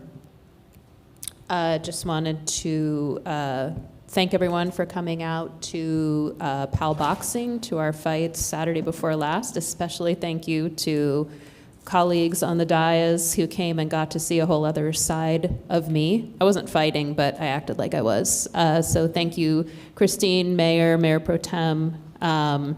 Councilor McClure is not here. And also just kind of shouting out as a follow-on to the great stuff we're doing. We have 4 fighters in Las Vegas right now representing for Junior Olympics. So go get what's ours. Thanks. All right, that's great. Thank you. Councilor Corinne. I do want to follow up on what was mentioned, some of the things that were mentioned during public comment, the animal ordinance. I think both the animal ordinance and related to fireworks, I think, are things that folks are looking for sort of ongoing conversations about. Definitely more communication, I think, on our part in terms of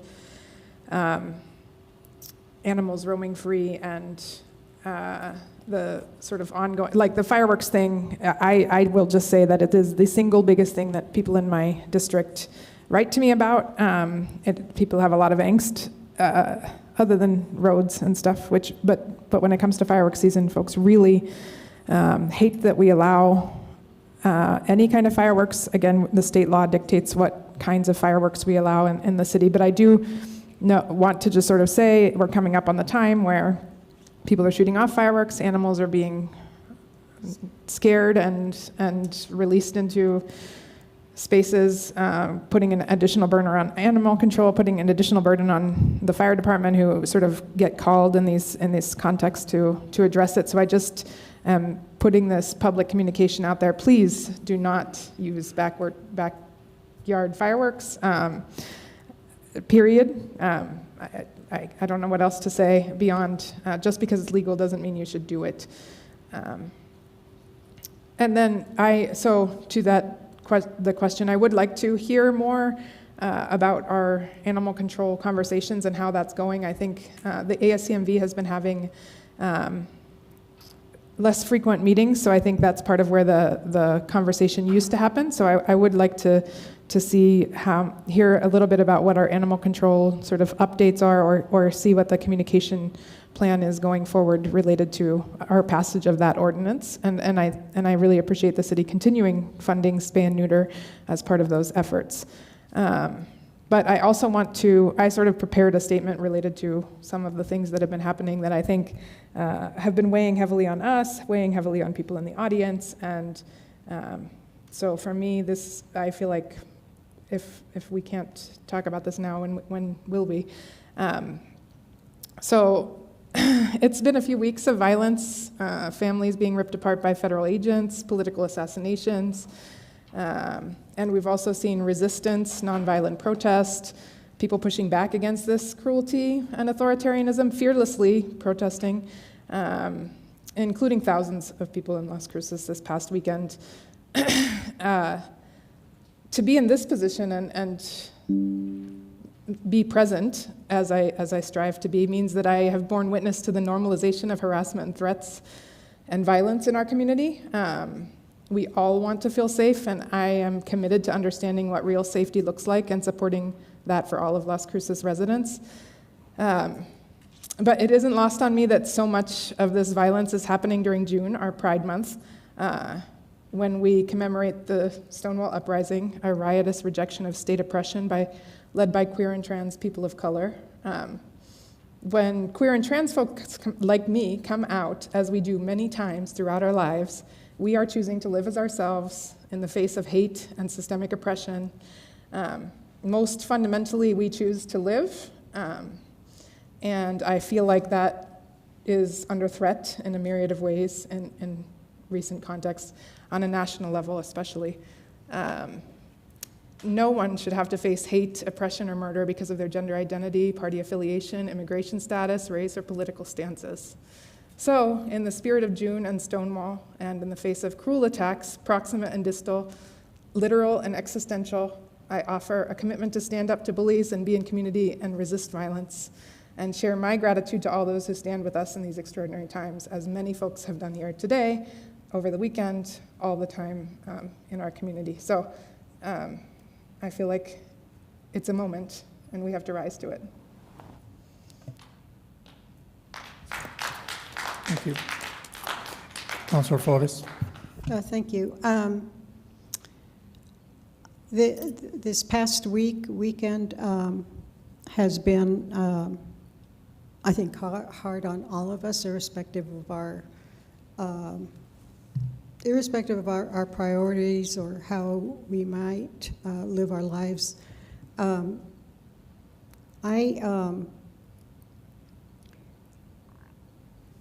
I was watching MSNBC and their coverage of what happened in Los Angeles, and it was very painful. It was very painful, and it just. I think I've shared before the experience I had starting as a first grader in El Paso. And frankly, you could just cut racism with a knife. This was in 1952 or 53. And as soon as I was able to, we moved to California, and it felt like heaven compared to the overt racism in Texas. And when I got my passport, I started carrying it with me all the time. Everywhere I go. If I take nothing else, I'll take my house keys, my passport, and a credit card. So watching, sometimes it was so painful I would just get up and take my little doggy for a walk. But it just seemed so unreal. And during the 60s when we were out there marching for, against the war in Vietnam and all those demonstrations, somehow, in comparison to what I saw, I think what was televised, it just seemed worse to be watching all that hate, to be watching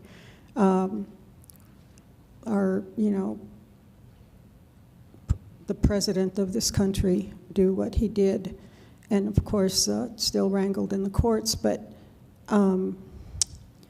anyway, it was very personal. It was very painful, and I was glad I wasn't in Los Angeles. I have a house there that isn't very far from where those activities were taking place. So, those actually. No, they weren't activities. It was just all this hate and all this ugliness, and frankly, it felt worse. One brother served at the 38th parallel in Korea, and there was action there. Another brother served in Vietnam and was severely wounded, and so I demonstrated a lot against the war in Vietnam, but I don't think I would have gone to a demonstration in Los Angeles just out of fear. I mean, my passport wouldn't have helped. It certainly didn't help Senator Alex Padilla. So anyway, I feel like we're in a state of siege for those of us who are who are not white. I feel somehow that we're sitting ducks, and it's frightening. And my heart goes out to, it almost sounds trivial, but my heart really goes out to all those of us who have been marginalized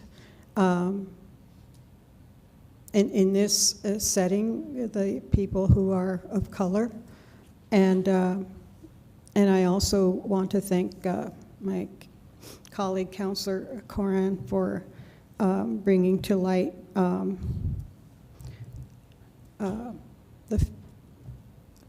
the animosity, the hate, the lack of understanding for people who are not, who identify, they don't identify as straight, whatever.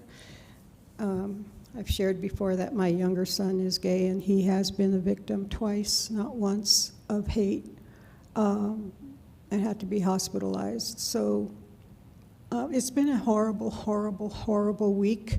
This is all very personal, but I think all of us here in this room have, I think we have a community here. A lot of people in the room right now are people who come here quite often.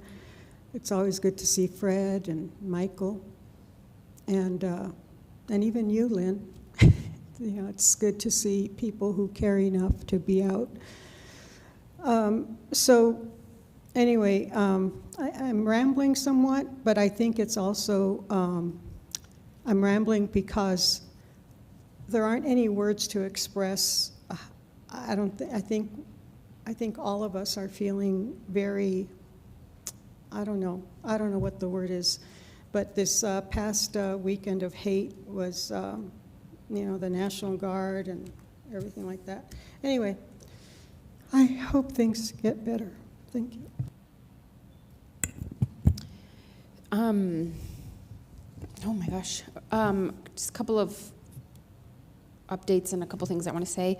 I did want to congratulate Councilor Graham on the Becky Graham Invitational at the PAL. I honestly, not only because I don't like boxing that much, but I was almost having more fun watching her watch the boxing matches and watching kids come up to her and hug her, and coaches and parents, and it was really beautiful, and just reminded me that those are exactly the kinds of diversion programs for youth that we should be highlighting, uplifting, and most importantly, investing in. So thank you for your years of work lobbying for PAL and the literal blood, sweat, tears that have produced that. So thank you very much, Councilor Graham. I also wanted to let you all know that the South Solid Central Waste Authority has a new executive director. After several great interviews, we have selected one candidate. His name is Jose Gallegos. His first day will be later in July 17th, 23rd, mid-July. And so one of the things we'll ask him to do for sure is to come in and introduce himself. But we at the board of directors, which Councilor Graham serves on with me, are very excited to have him on board after we last lost Patrick Peck. I mean, he's still alive. I didn't mean to sound morbid. He retired, and we needed to find a new executive director for a very important position, and we did, and we're very happy and excited for his leadership. Also, I am working with Katrina in our community engagement office because I've heard folks loud and clear around their desire to have city council meetings start later, and I've talked to people about this, about how no one's really figured out the right time, and I'm not going to advocate necessarily that we change what has been working for us for a long time. What I will do is make myself more accessible, and so for the month of July, and this will be out. We'll send it out soon, but I'll be having after hours, office hours, right here in City Hall. Every Tuesday in July, except July 8th, from 5 to 6, if folks want to come chat with me, if they want to come express concerns, if they want to ask questions, if they want to talk to me about ideas. If it works, perhaps we'll think about making it a version of it that's more permanent and sustainable. But for now, that is going to be holding after hours, office hours, 5 to 6, and more information to come on that. But thank you very much, Katrina, and the engagement team for your help on that. And then lastly, just want to say a couple of things. I'd like to start it off, though, by saying Happy Father's Day to our colleagues up here on the dais, down there, and any members of our community. My dad, mi papá, Uriel Bencomo, my dad crossed borders for me and my family. Decades ago, he crossed the desert to come to this country for, as cliche as it sounds, a better life for myself and for my siblings. My mom and I and my brother would soon follow, and it has been over 25 years that we've been in this country. Often, sometimes feeling like we're still guests here. I have been doing the work of organizing around immigrant rights for a very long time. I've been to many protests. I have seen many iterations of ICE raids and Border Patrol raids in our beautiful border community. Nothing quite like what we've seen in the last few months, though. The last few months, federal agents have been masked. They have been violently snatching people from their homes, from their work sites, from their vehicles, from the street, undocumented and citizens alike. It has been violent. Watching it has been awful and traumatizing. And that is what protesters across the country, thousands of protesters across the country have been speaking up and standing up for their neighbors in many beautiful different ways. And sometimes in the media you see this tiny version of what is happening. I have seen from protesters that I know, I have seen little abuelitas singing in the street. I have seen people giving water and snacks. I have seen people dancing. I have seen incredible demonstrations of love, compassion, and solidarity. And I saw that here over the weekend, even though I was gone. And I've been to many protests in Las Cruces, and from what I hear, I missed possibly one of the biggest ones. And that was hard for me to be away during that time. I think what made it even harder was that I was sort of, information was trickling in about snipers. And even as I think about it today, feels somewhat dystopian. Because people have been protesting the violent response that we've seen from a federal law enforcement agency And then for us to show up that way it was hard. It was hard to tell people that I didn't know. It was hard to tell people I'm trying to figure out information. It's been hard to hear, you should be grateful that they were there in case something bad happened. Which, two things can be true at the same time. I can be deeply grateful for a police department and fire department that are prepared to handle tragedies like the one we just saw at Young Park. But I fear it's an intent versus impact situation. That the intent was one thing and the impact was protesters protesting a violent authoritarian government, weaponizing the military and ICE agents against people, and then we showed up that way. And that was hard. That was hard to see, and I've expressed my disappointment. But I won't stay there. Obviously, I think what I would much rather do is now then work with the city manager's office, with with both our chiefs, around a protocol for protesters, because I don't imagine what we saw this last weekend will be the last. And I know that there are general orders for undocumented foreign nationals, and I will continue working with our attorney and the city police chief around improving those, strengthening those, and making sure that they align with our welcoming city resolution.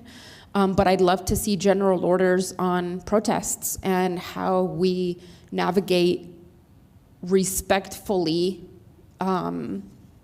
honoring people's First Amendment right to assembly. And that's my commitment. That's what I would like to do. I'd like to turn something that wasn't intended to be intimidating, but it ultimately turned out that way, into something that we can say we can be proud of. And that's my commitment. So I want to say thank you to people who are standing up for each other, for their neighbors, especially those most vulnerable in this moment, even though the list of vulnerable folks under this administration continues to grow.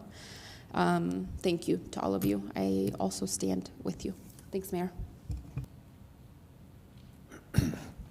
Thank you. I just want to add to that on the protesting. It's we don't deny anyone the right to assemble and to speak, no different than the protests that formed on Saturday, no different than the public participation that takes place today.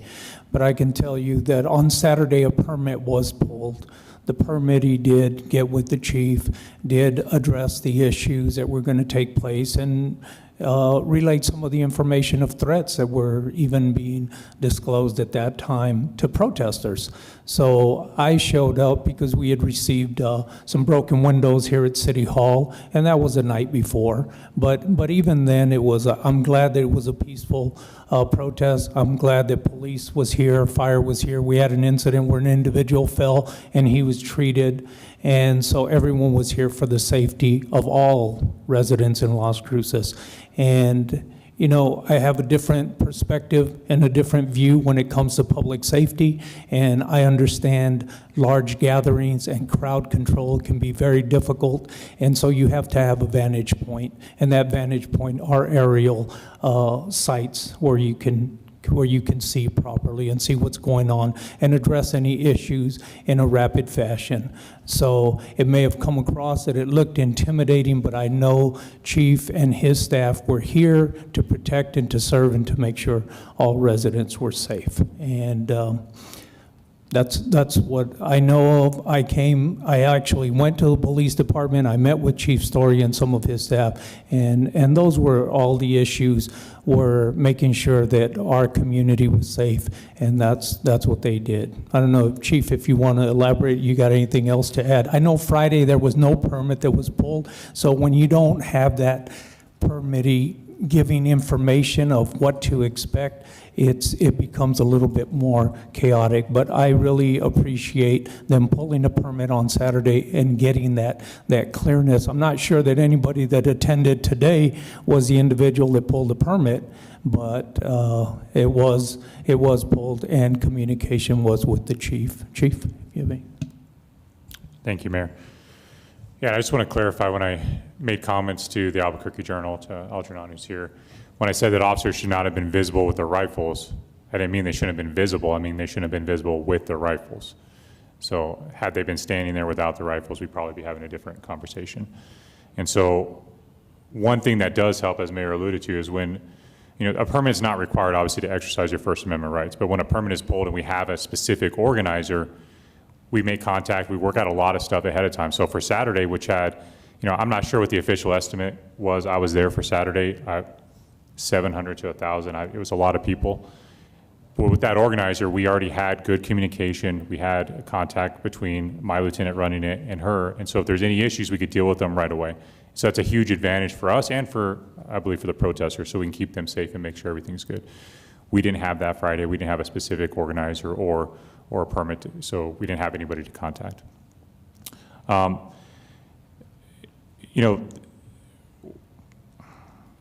The perception was that it was ageism or racism, and that's why the response on Saturday was different. I just want to again say that it's because we had a different relationship with the organizer that allowed us to have a slightly different response.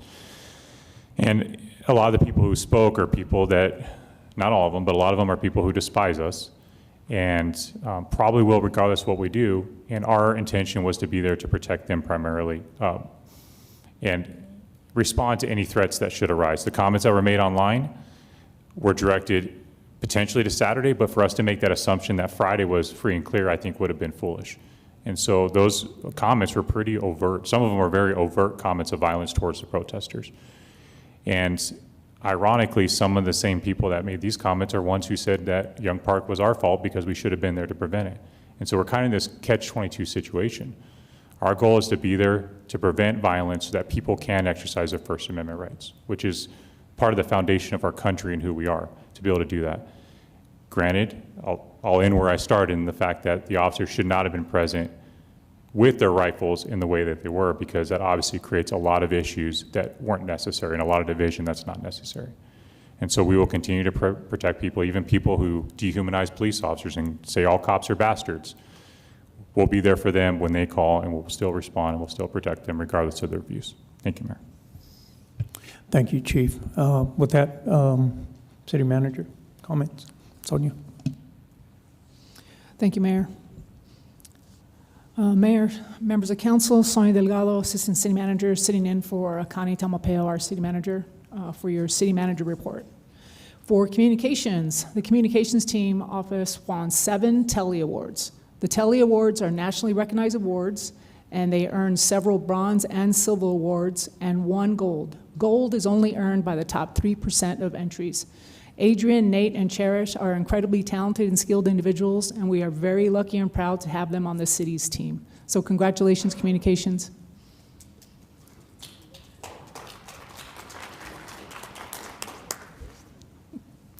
For Parks and Recreation, they've been having a lot of extended programming hours for our teens this summer, and we do have quite a list to share.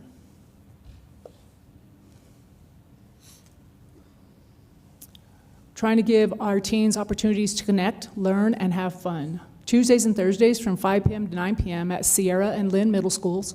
Wednesdays from 5 p.m. to 9 p.m., A. Fielder Memorial Safe Haven. On Fridays from 6 p.m. to 11 p.m., Mearshite Recreation Center. Saturdays from 7 p.m. to 10 p.m. at the Las Cruces Natatorium.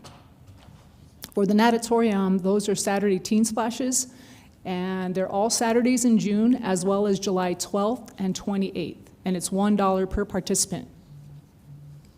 Activities vary by locations. For more information, check out Las Cruces Parks and Rec social media accounts. On Make Music Day, come celebrate with us at Amador Live on Saturday, June 21 from 7 p.m. to 9 p.m., featuring live music from Austin Jimmy Murphy and Frank Zona. Movies in the Park Our free outdoor movie series continues at Amador Live on June 28th with Mufasa, the Lion King. Doors open at 7 p.m. and the movie begins at dusk. Perfect for a family night out. And I've also actually missed June 14th, which is with Wicked, which is a great movie. So hopefully you can take the family out and have a great time. For quality of life, Senator Ben Ray Lujan's roundtable discussion at Munson Senior Center on Tuesday, May 27th covered many important topics regarding the impact on seniors of potential cuts in federal government programs. The program received excellent coverage on social media via Facebook, X, and Yahoo News. It was also covered online via New Mexico Source and in print via both the Albuquerque Journal and the West Virginia News. We are so grateful for the attention to this important topic. The Abuse and Later Life Awareness Health Fair is scheduled for June 6th from 10 a.m. to 2 p.m. at the Munson Center. Representatives from local agencies included Adult Protective Services, New Mexico Department of Health, and area law enforcement.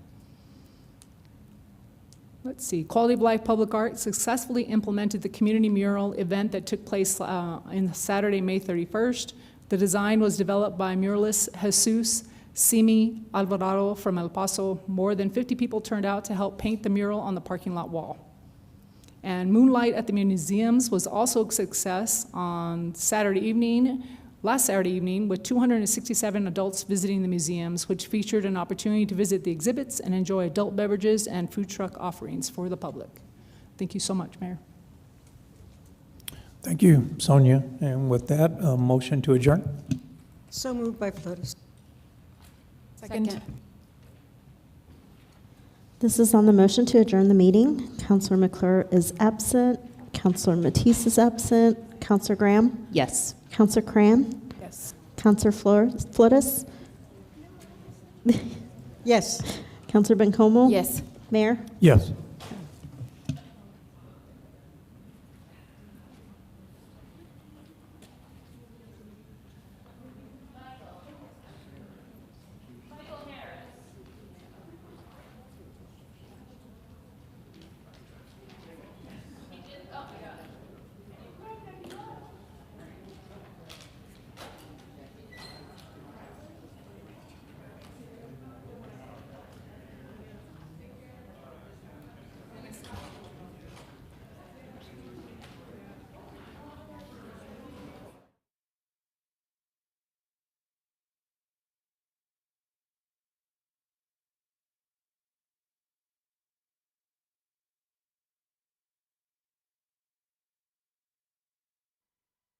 Time to put me